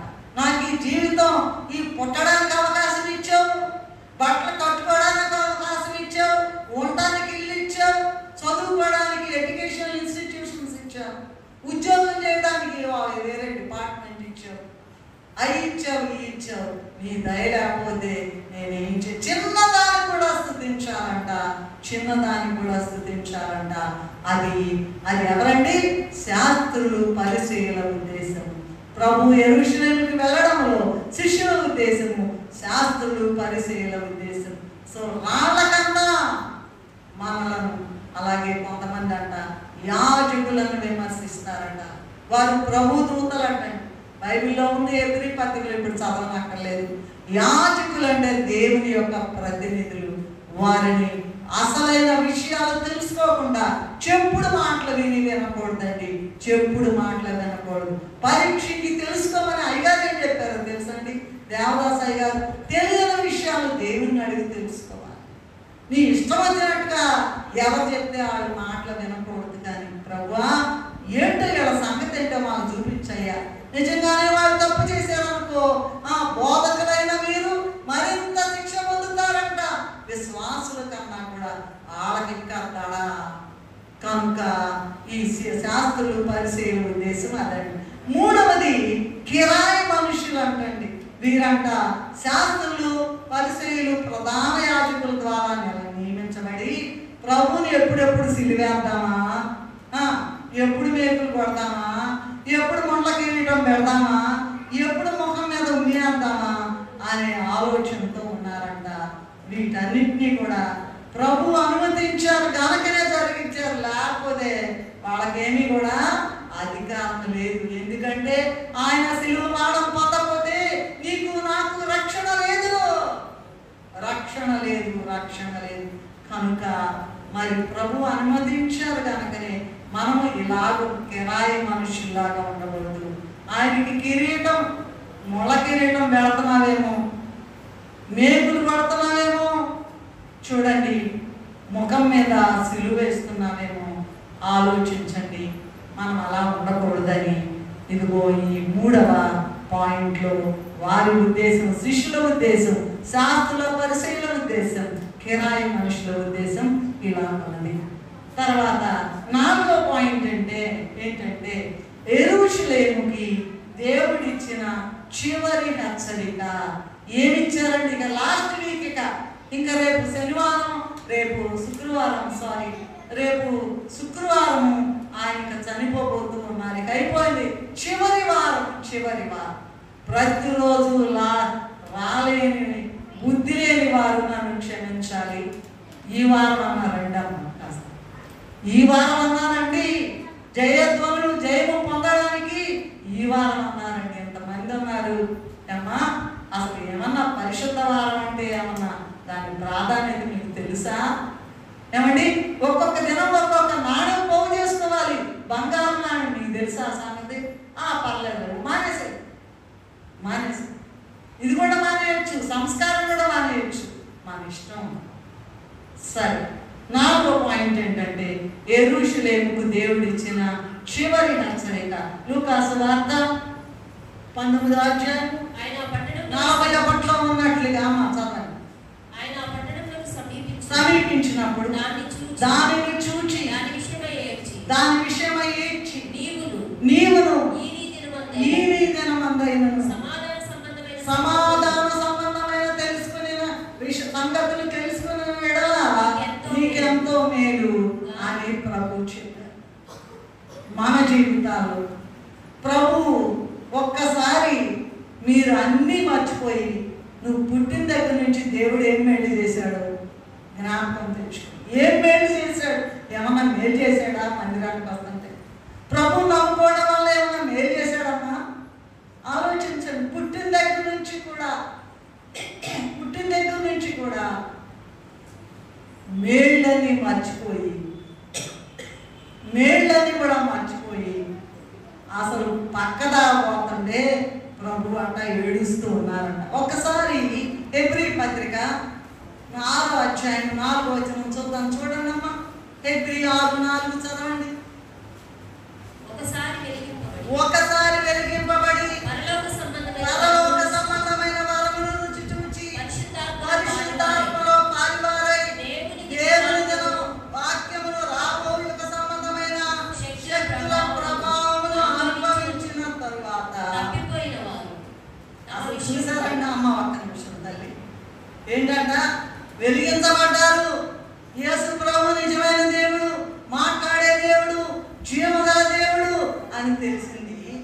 తర్వాత పరలోక సంబంధమైన వరములను రుచి చూచారట, పరిశుద్ధాత్మలో పాలివారుగా ఉన్నారట, దేవుని దివ్య వాక్యమును రాబోయే సంబంధమైన శక్తుల ప్రభావం కూడా అనుభవించిన తర్వాత అబ్బో అసలు 70% 80% మార్కులు వచ్చినాయి. ఆయన కూడా తగ్గిపోయారంట. ఆయనతో తిని త్రాగి ఆయనతో నడిచి అద్భుతాలను కూడా రుచి చూచినటువంటి యోధా ఇస్కరియోతు ఏమయ్యాడండి? ఒక్క నిమిషం తొలిగాడు, ఊరేసుకొని చచ్చిపోయాడు. అటువంటి స్థితిలోకి వెళ్ళకూడదు. అలాంటి వారి విషయమై నేను ఏడుస్తున్నాను అని ప్రభు చెప్తూ ఉన్నారు. చూడండి, అదంతా కూడా రుచి చూచిన తర్వాత ఇంకేం లేదండి. ఇంతకుముందు అంటే వెళ్ళేదానండి, ఇంతకుముందు సాక్ష్యం కూడా చెప్పేదానండి. 40 దినాలు ఇప్పుడేం రోగం వచ్చింది? ఏమా ఏమైంది? ఎందుకు రావట్లేదు? ఎల్లకాడ కూర్చొని ఏం చేస్తున్నారు? ఏం పాపం పోగు చేసుకుంటున్నారు? ఆలోచించు. దూర ప్రాంతాల నుంచి వస్తుంది. ఏమండి, దేవుని దయ గారు అరగంట 40 నిమిషాల్లో పట్టుద్దాం. ఆయన ఫ్రెండ్ కూడా అప్పుడప్పుడు వస్తుంటారు. అమ్మా, ఎందుకు ఆయనకి అంత ఇది ఎందుకండి బాబు? ఆ ఊర్లో వెళ్ళకూడదు. ఆలోచించారు. ఎక్కడే ఉంటున్నామండి, ఎక్కడే పక్కన బజారు, ఆ రోడ్డు మీదకైతే మన ఇల్లు రావడానికి కుదరదు. ఎందుకంటే దెయ్యం పట్టేసింది, రానీదు. రోగం అంటారు, గుడికి వస్తే రోగం పోద్దని మీకు తెలీదా? ఇళ్ళ దగ్గర ఉంటారా? ఏమా, వచ్చే ప్రతిదినము ప్రభు ఇచ్చే బంగారాన్ని పోగొట్టుకుంటారా? ఎంత దూరం నుంచి వస్తున్నారు ఆలోచించండి. ఈ ఊర్లో కూడా దూరం నుంచి వస్తున్నారు. ఇక పేర్లు చెప్పలేండి, మరి మా పేర్లు చెప్పలేదు అంటారు. అందుకని ఒకసారి వెలిగింపబడి మరి తప్పిపోయిన వారు ఏంటంట? తమ విషయంలో దేవుని కుమారుని మరలా సిలువ వేయించి బాహాటముగా ఆయనను అవమానపరచుచున్నారు కనుక మారు మనస్సు పొందినట్టు అట్టి వారిని మరలా నూతన పరచబడుట. ఒకసారి తప్పేవో ఇక అయిపోయింది అంతే. 7 తప్పాడంట, ఇక అయిపోయింది, చదువు అయిపోయింది. 9 తప్పాడంట, చదువు అయిపోయింది. మా బాబు చెప్తాడు, ఏంటి 80 తర్వాత టూర్లు వెళ్తారు, వేరే వేరే కంట్రీలు చేస్తారు, మీరేంటి ఇప్పుడే కూడా ఎందుకయ్యా అంత దూరం ఎంత దూరం అంటారేంటి, అసలు రీసెర్చ్ చేస్తారు మీకు తెలుసా అంటాడు. పెద్ద మమ్మల్ని ఎంకరేజ్ చేయడానికి. 3 కోట్ల ఉందరా అంటే కూడా మంచిదేలే కాదంటలా నేను. కానీ 80 తర్వాత ఇప్పుడు ఎక్కడ దాకా ఎందుకు, మా బాబు కింద పనిచేసే ఆ పెద్ద పెద్ద ఉద్యోగులు, మా బాబు CMO కదా, చీఫ్ మెడికల్ ఆఫీసరు, వాళ్ళందరూ 77 ఏళ్ళు. మరి ఎందుకు అంటే చూసుకో, వాళ్ళు అంత కష్టపడి పనిచేస్తున్నారు. మీరు దేవుని పని చేస్తున్నారు, దేవుడు పిలిచాడు, అది చాలా గొప్ప భాగ్యం అంటాడు. అందరూ చేయొచ్చు కదా. ఏమ్మా నాకు బాగోలా నేను వంట చేయను, నాకు బాగోలా నేను ఓడను, నాకు బాగోలా లేదు, బాగా లేనోడు ముందు పరిగెత్తి వచ్చి అక్కడ మోకరించి ప్రార్థన చేసుకుంటే మాయం చేయడా? ఏమ్మా ఇట్టి రోగమైనా, అట్టి రోగమైనా, ఎట్టి రోగమైనా, ఎట్టి సమస్య అయినా, ఎట్టి చిక్కైనా వేసే బాగు మర్చిపోయి పక్కగా కలిగి ఉన్నాం కనుక అట్టి వారిని నూతన పరచడం అసాధ్యమని తెలుసుకున్న తర్వాత ఎన్నిసార్లు చెప్పినా మారటం లేదు కనుక ప్రభు అట ఏడుస్తూ ఉన్నారట. యెరూషలేము కుమార్తెలారా, నా కోసం కాదు మీ కొరకు, మీ పిల్లల కొరకు ఏడవండి అని చెప్తూ ఉన్నారు. అది ఏంటంటే 4వ పాయింట్ ఏంటమ్మా, యెరూషలేమునకు దేవుడిచ్చిన చివరి హెచ్చరిక.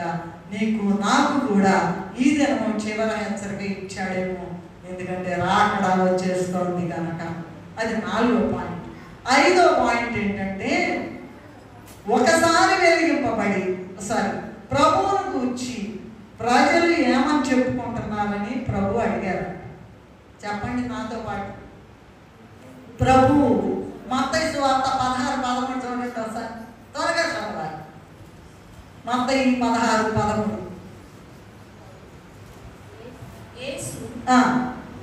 ఏమని చెప్పుకుంటున్నారు అంటే సరే నేను చెప్పేస్తాను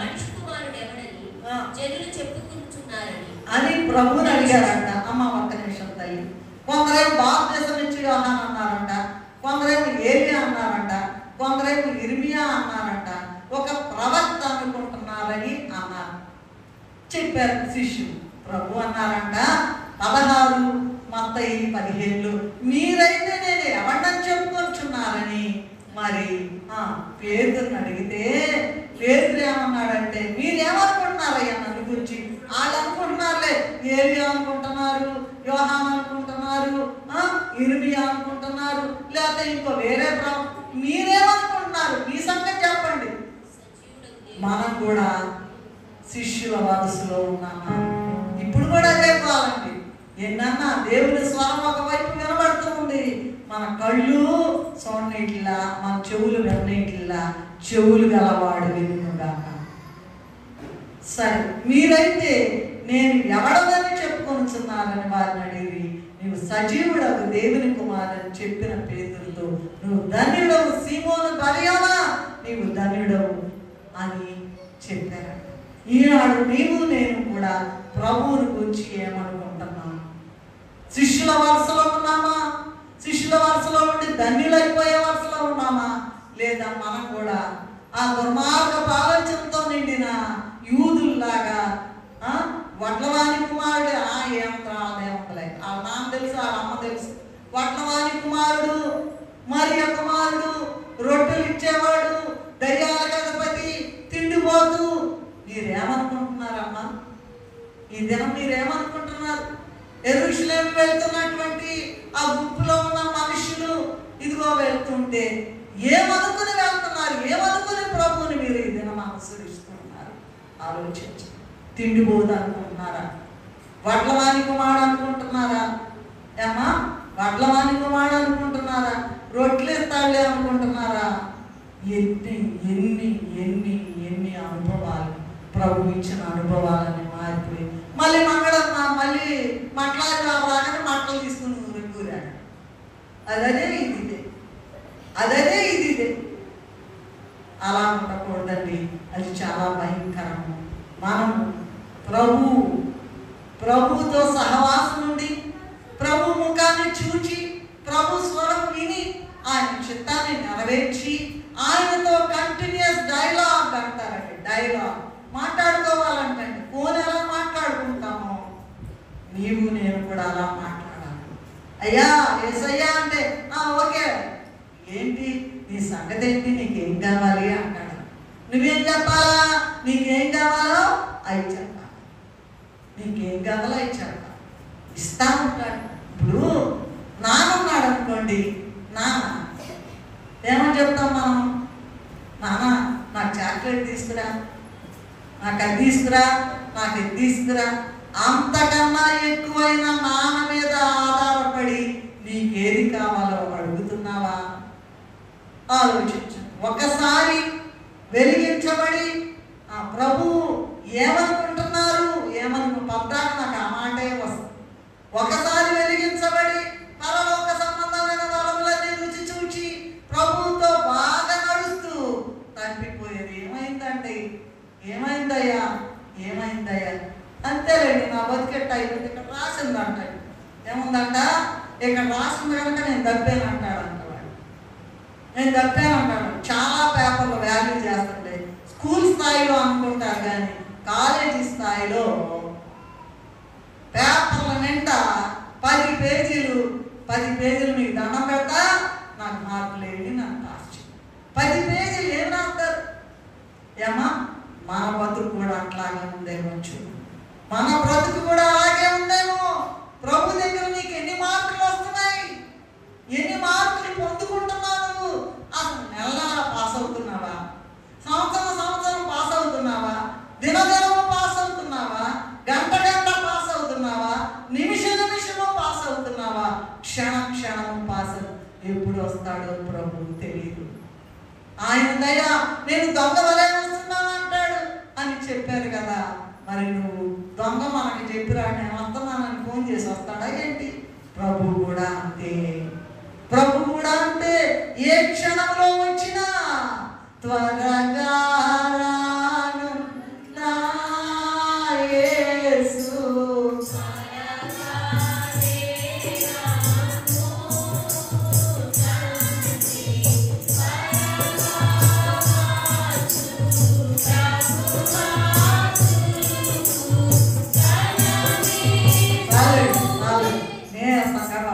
లాగుతున్నారు, లాగి కరెక్ట్గా దాన్ని పడేటట్టుగా, తాళం పడేటట్టుగా పాడాలి. మన ఇష్టం, ఎంతసేపైనా లాగొచ్చు ఒక పదాన్ని. ఓకే, సో శిష్యుల్లాగా ధనిల వరుసలో ఉన్నామా, లేదా వడ్లవాని కుమారుడు, రొట్టెలు ఇచ్చేవాడు, దయ్యాల కథని తిండిపోతూ అనుకునే స్థితిలో ఉన్నామా? మన మార్కులు మన పరీక్షకు మనమే మార్కులు వేసుకునే పాస్ అయ్యాను అనుకోబాకండి. టీచర్లకు అందరికీ తెలుసు, పాస్ మార్కు 35, 100 సంపాదించేవాడు ఉంటాడు. ఈ 100 సంపాదించే వాళ్ళ వలసలో చేర్చి మహిమ మీద లెక్కించాలి మనలను. అందుకనే ప్రభు ఎంత ప్రయాసపడి ఏడుస్తూ ఉన్నారు. ఓకే, 6వది ఏంటంటే ప్రభు తలంపులు మన తలంపులు వేరట. యెషయా గ్రంథము 55వ అధ్యాయము 8-9 వచనాలు చదువుతారా త్వరగా. నా తలంపులు మీ తలంపుల వంటివి కాదు, మీ త్రోవలు నా త్రోవల వంటివి కాదు. ఆకాశము భూమికి మీ మార్గముల కంటే నా మార్గములు, మీ తలంపుల కంటే నా తలంపులు అంత ఎత్తుగా ఉన్నాయట అని చెప్తా ఉన్నారండి. జయధ్వనులతో యెరూషలేము వెళ్ళేటువంటి ప్రభువుని గురించి ఆనాటి ప్రజల తలంపేంటో తెలుసా? వినండి, అందరు ఇక్కడ వినండి, చూసుకుందురులే. చదివేటప్పుడు చూడకుండా చదవడం అయిపోగానే, కమలా గారు చూడటం అయిపోగానే అప్పుడు బయలుదేరతారు పుస్తకం. ఎక్కడంటే ఎక్కడ వేసిన బొంగళి అక్కడ రా బాబు, అంతే. చచ్చేదాకా అంతే మన బతుకు. నన్ను క్షమించాలి, ఎందుకంటే నాకు అనుకోకుండా ప్రభు ఇచ్చే, నాకు తెలియకుండా చాలా చెప్తాను. తర్వాత ఆ వీడియో చూసినాక యేసయ్య అసలు నాకు ఏం తెలియదు కదా నాయన, అయ్యా నన్ను క్షమించయ్యా అని నేను మళ్ళా క్షమాపణ పెడతాను. నాకు తెలియదు ఆ విషయాలు, ప్రభు ఏది అందిస్తే అది. అయినా నేను ముందే చెప్పాను, నన్ను నెట్టి వేసుకున్నాను అవతలకి. ప్రభు ఇష్టమైన మాటలు చెప్తూ ఉన్నాను. ఓకే, మరి ప్రజల తలంపు ఏంటంటే, వినాలి ఇక్కడ జాగ్రత్తగా వినాలి. ఇశ్రాయేలు రాజ్యం ఉంది కదా, యూదుల రాజ్యం, దానికి మాత్రమే పరిమితమైందంట. ఏంటంట? ఇశ్రాయేలు రాజ్యం, ఇశ్రాయేల్ కంట్రీ 1948లో వచ్చింది దాని యొక్క స్వాతంత్రం. 47 మనకు స్వాతంత్రం వచ్చిన ఇంకో సంవత్సరానికి దానికి వచ్చింది. అది చిన్న దేశం, అది పోరాడుతుంది చుట్టుపక్కల దేశాలన్నీ కూడా. అయితే ప్రపంచం మొత్తంలో కూడా సవాల్ అన్నమాట. వాళ్ళంత తెలివి గలవాళ్ళు లేరు, వాళ్ళంత టెక్నాలజీ, లేటెస్ట్ టెక్నాలజీ గలవాళ్ళు లేరు. మనంట ఆ బోర్డర్స్ దగ్గర అంట ఈ శామ్యుల్ గారు, మాణిక్యరావు గారు వాళ్ళకి అట్లాంటి విషయాలు తెలిసేమో. అడుగు వేస్తే కూడా అంత లేటెస్ట్గా ఎవరన్నా అడుగు పడగానే ఆ మెషిన్స్ ఉంటాయంట, అడుగు పడగానే వెంటనే ఎవరో కనుక్కుంటారు. అదేంటంటే 100 అడుగులు వేసిన లెక్కాచం లేదు. అడుగు పడ అంటే అంత లేటెస్ట్ టెక్నాలజీ, శత్రువులను పట్టుకోవడం. ఏమో మరి నాకు, నేను చదివాను అది చెప్తున్నాను. అంత గొప్ప దీనికి వీళ్ళు అనుకున్నారంట. ఇక ఇశ్రాయేల్ దేశానికి రాజు అయిపోతాడు ఈయన అనుకున్నారంట. వాళ్ళ తలంపు అది. నిన్ను నన్ను గురించి కూడా నేనేమనుకున్నానో తెలుసండి, నేను ఒక సెకండరీ, నేను చెప్తున్నా విషయం ఎందుకంటే నేను ఒప్పుకోవాలి కదండి. నేను సెకండరీ గ్రేడ్ టీచర్స్ని చూసి, నేను కూడా సెకండరీ గ్రేడ్ టీచర్ అయితే అంత బాగుంటుంది దేశయ్యా అని ప్రార్థన చేసుకున్నాను. అదైపోయినాక కొద్దిగా తెలిసింది, ఓ సెకండరీ గ్రేడ్ కన్నా గ్రాడ్యుయేట్ టీచర్ గొప్ప కాబోలు అని మళ్ళీ ప్రార్థన చేసుకుంటే, ఓహో బిఏబిఈడి చదవాలి కాబోలు, నేను కూడా గ్రాడ్యుయేట్ టీచర్ అయితే బాగుంటుంది ఏసయ్యా అని ప్రార్థన చేసుకున్నాను. అదైపోయినాక అబ్బో ఎంఏలు కూడా చదువుతారంటండి, కాలేజీలో లెక్చరర్లు అవుతారంట, ప్రొఫెసర్లు అవుతారంట. అది కూడా ఏసయ్యా అది కూడా నాకు ఇస్తావా? అసలు లేదు, అవకాశం లేదు లేదు లేదు. మాణిక్యం జార్జి టీచర్ గారు మా ఇళ్ళ దగ్గరే మా బంధువులు అవుతారు అన్నారంట, ఈ అమ్మాయిని చదివించా, ఈ అమ్మాయిని ఎందుకని 6 పిల్లలు కదా, ఈ అమ్మాయిని చదివితే అందరూ చదివిస్తారా? ప్రభు చిత్తమైతే చదివిస్తారు. ప్రభు చిత్తమైతే ప్రభు అలాగూ ఏదైనా ప్రభువుని అనగానే మీరు మనుషుల వైపు చూడకూడదండి, ప్రభు మీద అనుకోండి. పెళ్ళో పిల్లలో చెత్త చెదారం అనకూడదు, నన్ను క్షమించండి. అట్లా కాదు, నీకు ఏది కావాలన్నా ప్రభు వైపు చూడండి. నువ్వేంటంటే ఏదో అక్కడ చిన్నదాని కోసం ప్రభు ఇది ఇస్తే బాగుంటుంది అనుకుంటావు. అంటే ఇంకా మీకు అర్థం కావాలంటే ఒక పాల ఇస్తే చాలే అనుకుంటావు. ప్రభు దృష్టి ఏంటో తెలుసా? నీకు 100 రూపాయలు ఇవ్వాలంటే. అంటే దానికి తేడా చెప్తున్నా. ఇశ్రాయేలీయులు యూదులు ఏమనుకున్నారంటే, ఇశ్రాయేలు రాజుకి రాజ్యం అయితే రాజు అయిపోతే చాలయ్యా అనుకున్నారంట ఇశ్రాయేలు. ప్రభు ఏంటో తెలుసా? భూమి ఆకాశముల మొత్తానికి కూడా దేవుడు, మొత్తాన్ని రక్షించా, అంతకన్నా ఎక్కువ దేవుడు, అంతకన్నా గొప్ప దేవుడు ఎక్కడా కూడా లేదు. ప్రభు సర్వమానవాళి యొక్క రక్షణ కొరకు సర్వకాలములకు భూమి ఆకాశములకు సంబంధించిన ఆలోచనలు గొప్పగా చేయాలి. నేను ఇప్పుడే చెప్పానుగా, ఇప్పుడే నా సంగతి చెప్పాను. అయ్యా అయ్యా అయ్యా బతిమలాడుకోండి, కాళ్ళు పట్టుకోండి, పొద్దాక వచ్చి ఇక్కడ కూర్చొని అలవాటండి, పొందుకుని వెళ్ళండి. ప్రభువా నేను ఇవాళ వచ్చానయ్యా, నాకేమిస్తావు నాయన, నీ దగ్గరికి వచ్చాను కదా నాయన, నీ ఇంటికి వచ్చాను కదా నాయన అని అడిగి పుచ్చుకుని వెళ్ళాలట. కనుక ప్రభు తలంపులు మానవ తలంపులు ఒకటి కాదు. వాళ్ళ తలంపు ఏంటంటే ఆ ఇజ్రాయెల్ కంట్రీకి మాత్రమే రాజు అయితే చాలు అనుకున్నారు.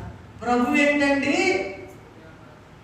ప్రభు ఏంటంటే సర్వకాలములకు మానవుల యొక్క అందరి రక్షణ కొరకు, ప్రపంచమంతటి కొరకు, భూమి ఆకాశంలో ఉన్న వారందరి కొరకు కూడా రాజుగా ఉండాలి. ఆయన రాజాది రాజు, రాజాది రాజు. అయితే వీళ్ళు ఏమనుకున్నారంటే, రాజు అవుతాడు కదా, కిరీటం పెట్టుకుంటాడు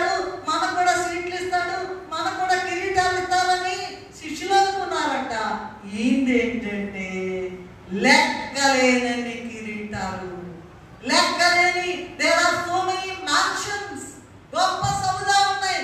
వాటిని వాళ్ళు ఎక్కడే ఉంది, గాలి కొట్టుకుపోయే ఇల్లే ఉంది. 100 అంతస్తులైతే మాత్రం దానికన్నా మేలైంది పరలోకంలో ఉంది. పరలోకము నా దేశము, పరదేశం ఏమిలా మాయలోకమేగా. ఇదిగో మనం చూసే ఇళ్ళన్నీ అయిపోతాయి, మనం చూసే బంగారు నగలన్నీ ఎడిపోతాయో, మనం చూసేవన్నీ అనుకునేవన్నీ కూడా ఎడిపోతాయో. అయితే దేవుడు ఇచ్చింది శాశ్వతంగా. వీటన్నిటికన్నా బంగారు అనే మాట చాలండి. వీటన్నిటికన్నా వివరించలేనంత గొలుసులు ఇస్తాడు నీకు. ₹1,00,000 పట్టు చీరలు ఎక్కడ మనం కొనుక్కోలేము, అక్కడ నీకు 10 లక్షలు పట్టు చీరలు ఇస్తాడు. ఇంకా నీ అంతస్తు ఎక్కువైతే ₹1,00,00,000. ఆయనకి లెక్కలేదు. నువ్వు ఆయనకి ఇష్టురాలుగా ఉండాలి. నా ప్రియురాలు, నా ప్రియుడు అనే వరుసలోకి నువ్వు రావాలి. అంతేగాని నువ్వు అడిగే చిన్న చిన్న వాటి కోసం కాదు. నా తలంపులు. ఈయనేమనుకున్నారు? అయితే ఈయన ఏం చేశాడు? రాజకిరీటాలు లేవు, ఈయనకి ఏమీ లేవు. అసలు లెక్క చేయనటువంటి గాడిద మీద ఏమ్మా తగ్గించుకుని, గాడిద మీద ఎవరన్నా ఎక్కుతారా రాజుగారు? ఏమ్మా గాడిద మీద ఎవరన్నా ఎక్కుతారమ్మా? కమ్మ గుర్రం మీద ఎక్కుతారు, ఏనుగు అంబారి మీద ఎక్కుతారు.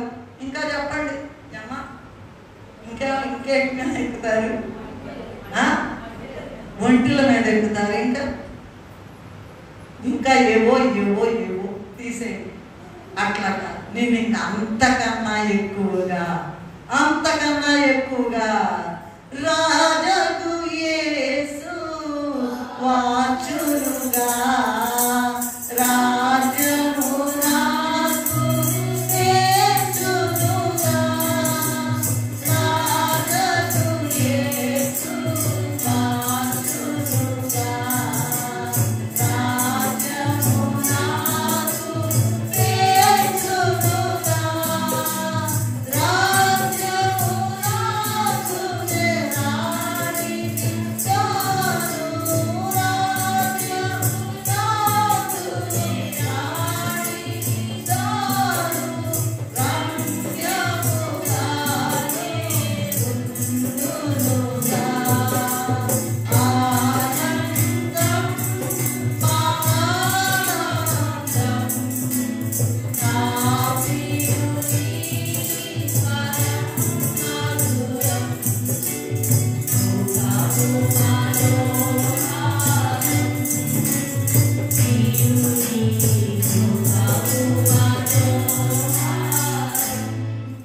ఈ రాజు ఏ రాజు అంటే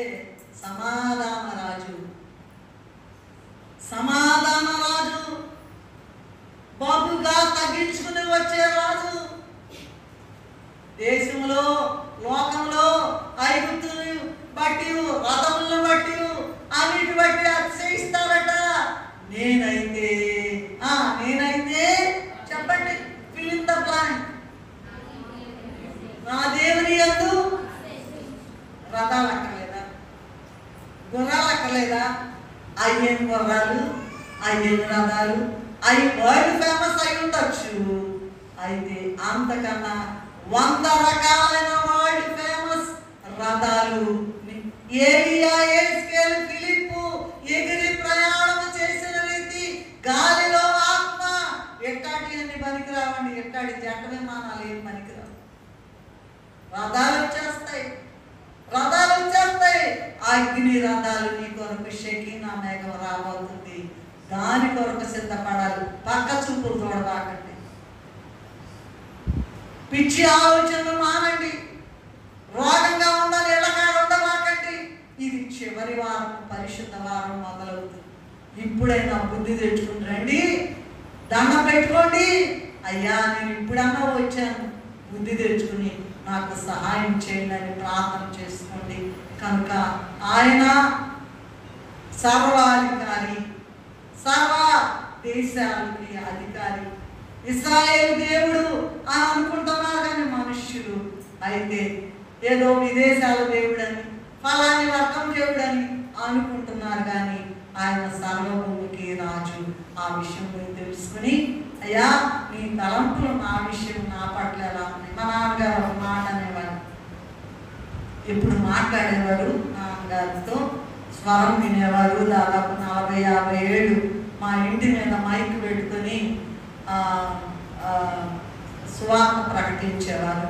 చనిపోయే దినం వరకు కూడా ప్రకటించి ఒకసారి నాతో చెప్పారు. చాలా విషయాలు నాతో చెప్తా ఉంటారు ఇంట్లో, అంటే అందరితో చెప్తారు కానీ నాతో ఇంకా ఎక్కువగా ఉంటుంటారు, క్లోజ్గా ఉంటారు. నేను రాత్రి కాదు 10 రోజుల మట్టి లేదా 15 రోజుల మట్టి నీ జీవనాంలో నా పేరు ఉందయ్యా అని అడిగానమ్మా. ఏం చెప్తాడే ప్రభు అనుకున్నా. 15 రోజులు 15 రోజులు అయిపోయింది, 15 రోజులు అయిపోయింది. లిస్టు చూపించారు నా పేరుందమ్మా. అప్పుడు నేను బుద్ధి తెచ్చుకుని మొదలుపెట్టా. మర్చిపోయా. అయ్యా నాకు కూడా మా నాన్నకు చూపించావుగా, నాకు కూడా చూపించాయి. అందరూ ప్రార్థన, ఇవాళ నుంచి ప్రార్థన చేస్తారు. చేతులు నా పేరు జీవగ్రంథంలో ఉండాలి అనుకునే వాళ్ళు చేతులు ఎత్తండి. ఎత్తరా? ఇంకా కిందకి తెలుసు. ఎత్తండి, అందరూ పైకి ఎత్తండి. దేవుని సముఖ జీవగవరిలో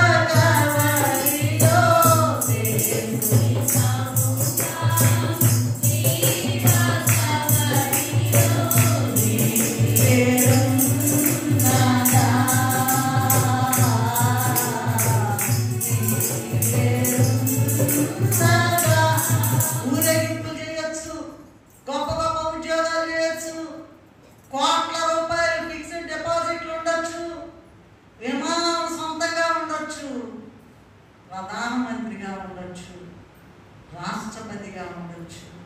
వాటన్నిటికన్నా మిన్న దేవుని బిడ్డగా ఉండి జీవగ్రంథంలో పేరు లిఖించబడింది. ఆ మాట అంటేనే తలపుట్టుకు వస్తుందండి. అయితే రోజు ప్రార్థన చేసుకుంటే ఎప్పుడోకప్పుడు మా నాన్న చేసుకుంటారని నాకు తెలియదు. ఇదిగో నాకు చూపించాడమ్మా ప్రభు, చూపించాడు. ముందుగానే చెప్పేవాడు, చాలా విషయాలు చెప్పేవాడు. మా వివాహ విషయం కూడా కైటోసాయి గారు వాళ్ళు 2-3 సార్లు వచ్చారు, మనుషుల్ని పంపించారు. మా నాన్నగారు అన్నారు, దేవుడు చూపిస్తేనేనండి నేను వివాహం ఒప్పుకుంటామని ఉత్తరం రాశారు. అమ్మా ఇలా ప్రభు చూపించారు, ఆ సంబంధము నీకు ఇష్టమైతే మేము అడుగు ముందుకు వేస్తామన్నారు. ఆనుకుని నడవండి, ప్రభు మీద ఆనుకుని నడవండి. ప్రభు చిత్తం ఏంటో తెలుసుకోండి, ప్రభు ఇష్టం ఏంటో తెలుసుకోండి. నీ జీవితంలో నేనెందుకు పుట్టించాడో ప్రభు అది తెలుసుకుని మసలండి జీవితంలో. చివరిగా ఏంటంటే మంటలాది వారం నాడు ప్రభు అంట జయము రాకపూర్వంబే జయము వస్తుంది అని గంటాపదంగా ఛాలెంజ్గా అందరికీ చెప్పడానికి ఏంటండి రాలేదుగా. ఎక్కడున్నాయి? అంత ముళ్ళకిరీటమే, మేకులే, ఉమ్మే, బల్లెపోట్లే, కొరడా దెబ్బలే అన్నీ కనపడుతున్నాయి. ముందే చెప్పేశారంట 3 రోజులైనాక నేను 3వ దినమున ఏది అసలు అమ్మా మంటలాది వారం నాడు ప్రభువు జయము రాక పూర్వంబే జయమను పూర్వమే జయము వస్తుంది అనే ధ్వనులతో బయలుదేరి వెళ్ళారట. అదండి ఆయన ముద్ర. ఆయన ముందు సిలువ కనపడుతుంది, ముద్ర కనపడుతుంది, బండ కనపడుతుంది, కావలి కనపడుతుంది, సమాధి కనపడుతుంది, మానవం కనపడుతుంది. అన్నిటినీ కూడా జయించి ముందుకు వెళ్ళిపోయారట. అన్నిటి జయించి ఆయన ఈ లోక సంబంధ రాజని కాదని నీకు చెప్పాను కదా. సమాధానము కలిగి తగ్గించుకుని ఎవరు ఎన్ని మాటలన్నా సరే,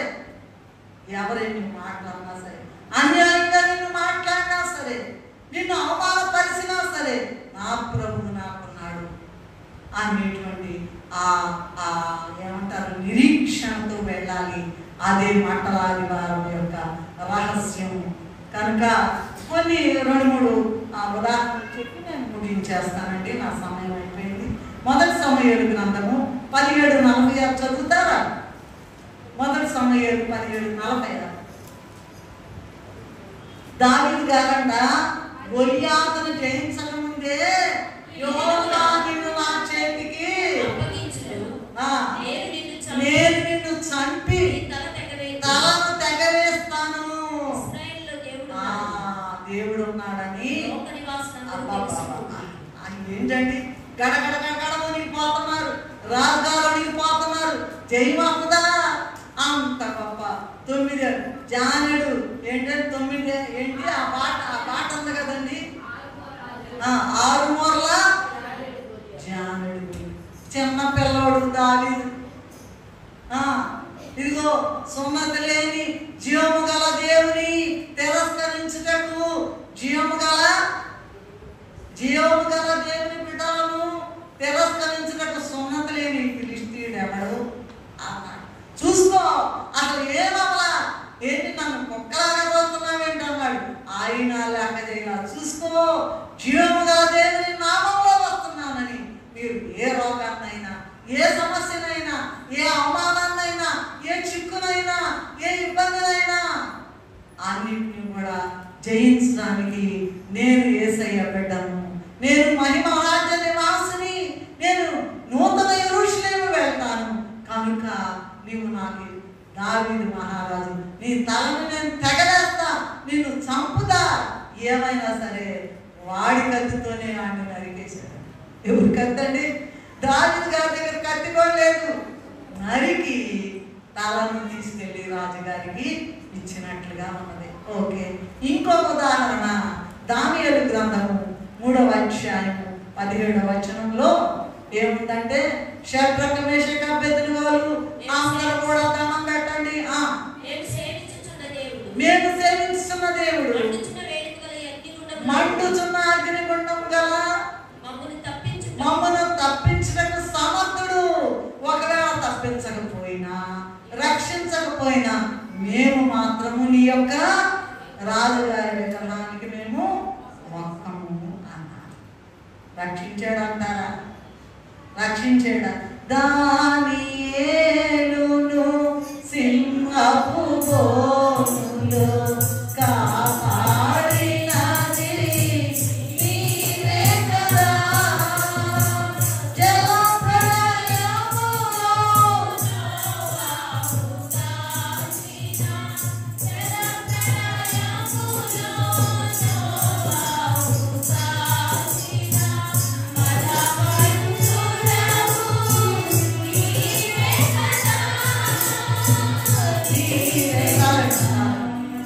ఏంటంట ఈ బాలురంట, ముఖాలంట అందరూ రాజుగారి భోజనం తింటే వీళ్ళంట మాకు శాఖకూరలు ఏంటి, మామూలుగా కాయధాన్యాలు ఇవ్వండి చాలు. ఆ ముఖాలను కూడా మెరిసిపోయినాయండి. ఏ బ్యూటీ పార్లర్ పనికిరాదు, అంత గొప్పగా వెలిగిపోయినాయంట. మరి మండుచున్న 7 రెట్లు చేశారంట అగ్నిగుండాన్ని. అయితే అంతకన్నా శక్తి గల దేవుడు అదిగో 4వ వాడిగా ప్రత్యక్షమయ్యాడు. ఎంత గొప్ప దేవుడు, ఎంత గొప్ప. సింహపు బోనులో దానియేలు షడ్రక మేషక అబేద్నెగో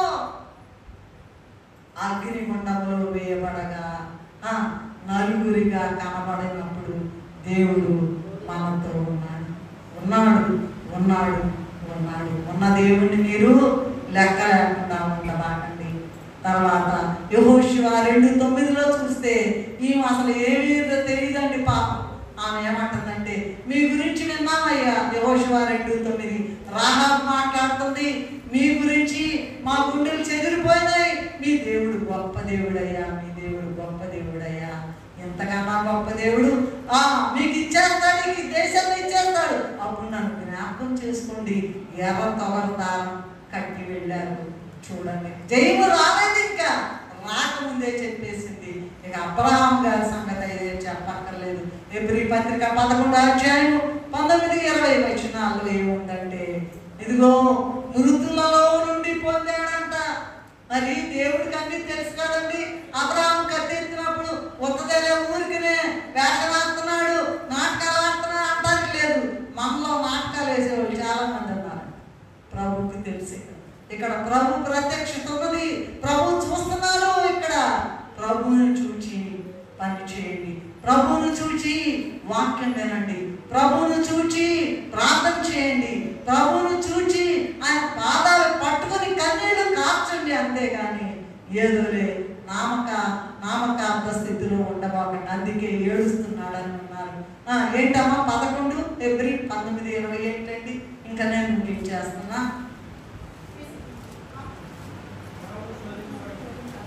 చదవండి అయ్యా. విశ్వాసమును బట్టి ఇస్సాకును బలిగా అర్పించాడు. ఇస్సాకును బలిగా, విశ్వాసమును బట్టి. చివరి రోజుల్లో గుర్తేంటో తెలుసండి ఏమ్మా? రాకడ గుర్తుల్లో చివరి గుర్తు విశ్వాసం అన్నారు. విశ్వాసం ఉండదు, పనులు జరగవు. ఇంకా ప్రభు వెంటబడాలి. అయ్యా అయ్యా అయ్యా అని ఆయన పాదాలు పట్టుకుని వేడుకుంటే ఇప్పుడు ఏమైంది? ఈయన పని ఏమైంది? 100 ఏళ్ళై నాకు పిల్లోడిని ఇచ్చాడు, తీసుకెళ్ళి నరకమన్నాడు, బలి చేయమన్నాడు అంటే ఏమైంది అక్కడ? కత్తి ఎత్తాడంట. ఊరికనే ఎత్తాడా? నిజంగా ఎత్తాడో నరకటానికి ఎత్తాడో దేవుడికి తెలుసు, నీకు నాకు తెలియకపోవచ్చు. అయితే ఎప్పుడైతే ఎత్తాడు పూర్తిగా విశ్వసించాడంట. వీళ్ళిద్దరేమో కింద పోతున్నారంట. ఎవరు? అబ్రహాం గారు ఇస్సాకు కింద వెళ్తుంటే పైన తండ్రి కుమార పరిశుద్ధ ఆత్మలు వీరి విశ్వాసాన్ని చూచి, అబ్రహాం గారి యొక్క విశ్వాసాన్ని చూచి రక్తపు బొట్లు కార్చారట. ఆ విశ్వాసం అందుకని అబ్రహాం విశ్వాసులకు తండ్రి. పరలోకం వెళ్ళంగానే ఆయన, అందుకే కదా ధనవంతుడు లాజరు చనిపోయినప్పుడు లాజరు వెళ్ళి అబ్రహాం అనుకున్నాడు కనుక ఎత్తాడంట. నీకు ఇచ్చేసినట్టే. ఇచ్చిన తర్వాత ఉపమాన రీతిగా మరలా మృతుల్లో ఉందా? ఆ మాట ఉందాలండి. ఆ మాట ఉందా? మృతులలో నుండి మరలా ఇస్సాకును పొందేది. అట్టి విశ్వాసం కావాలి. రాకడ మేఘం ఎక్కాలంటే మామూలుగా నామకార్థ స్థితి పనికిరాదండి. మాటలు, చూపులు, క్రియలు, ప్రతి దానికి కూడా దేవుడికి ఇందాక నేను చెప్పాను గుర్తుందా? నా అడుగుల లెక్క ఆయనకు తెలియచేసేది. నేనేమి ఆలోచిస్తున్నావు నీకు తెలుసయ్యా, నీకు తెలుసయ్యా. ఈయనేమో సమాధానంలో పెద్ద రాజులు రాజు, ఈయన సింహాసనం అనుకున్న ఏం లేదు. ఇక్కడ గాడి ఎక్కాడు, సమాధానం రాజుగా చాలా తగ్గించుకున్నటువంటి దిక్కులేని రాజుగా వెళ్ళాడు. అది ఎందుకంటే మనలను, నిన్ను నన్ను కూడా మన పాపపు కట్ల నుండి విడిపించి, ఎటువంటి అటుపోయే గుంపుల నుంచి విడిపించి, శిష్యులైన వారు జయించి, ఎలాగో ఆయన పక్కన ఇదిగో కొత్త నిబంధన 12 సింహాసనాల వారు, పాత నిబంధన 24 పెద్దలు, పాత నిబంధన భక్తులు 12 సింహాసనాలు, క్రొత్త నిబంధన శిష్యులు 24 పెద్దలు, 4 జీవులు, కోటాను కోట్ల దేవదూతలతో నీ కొరకు నా కొరకు ఎదురు చూస్తున్నారు కనుక ఊరేగింపులో పాల్గొన్న నీవు నేను కూడా ఎట్లా పడితే అలా ఉండకుండా నీ కొరకు 24 గంటలు ఏడుస్తున్న ప్రభు యొక్క దుఃఖాన్ని తీర్చడానికి నడినెత్తి నుంచి అరికాలు వరకు నా పాపమును కడిగి నీ రక్తంతో శుద్ధి చేసి ప్రభా నీ పరిశుద్ధ అగ్నితో కాల్చి నీకు సమాన రూపం వచ్చేటట్టుగా నాకు సహాయం దయచేయమని అడిగినట్లయితే ప్రభు చెప్తారు. సో ఇది దేవుని యొక్క చిత్తమైనది. వేరొక కోణంలో మనం ఖర్జూరపు చెట్టులాగా నీతిమంతుల జీవితాన్ని జీవించే కృప తండ్రి మనకు అనుగ్రహించునుగా.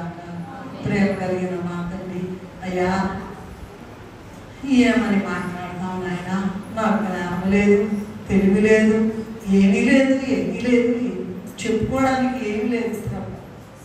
అందుకని నన్ను నేను అవతలకి నెట్టి వేసుకుని, అయ్యా నా వల్ల కాదు, నువ్వు రావాలి. అలాగే ఈ విషయాలు మరి వ్రాసినటువంటి వ్రాత రూపంలో నీ దగ్గర అందుకుని వ్రాసినటువంటి ఆ మాటలు వ్రాసినట్టు వివరణ రాసిన అయ్యగారు కూడా రావాలి. చెరువు పక్కన ఉంచోండి అయ్యా, నా వల్ల కాదని అడిగినప్పుడు మీరు వేరొక కోణంలో అందించారు. నీకు నమస్కారం. ప్రతి బిడ్డను దీవించండి, దీవించండి. మంటల ఆదివారం యొక్క గొప్ప నాయన దీవెనల వర్షము ప్రతి బిడ్డ మీద కుమ్మరించి కనీసం ఈ వారమైన ప్రతి దినము జరిగే పరిశుద్ధ వార కుటుంబానికి వచ్చి కుటుంబమునకు వచ్చి అందరూ కూడా కనీసం ఈ 7 రోజుల దీవెనలు ఆయన కూడా పొందుకోవడానికి సహాయం అందించమని, ప్రతి బిడ్డను దీవించమని యేసు నామములో స్తుతించి వేడుకుంటున్నాము తండ్రి.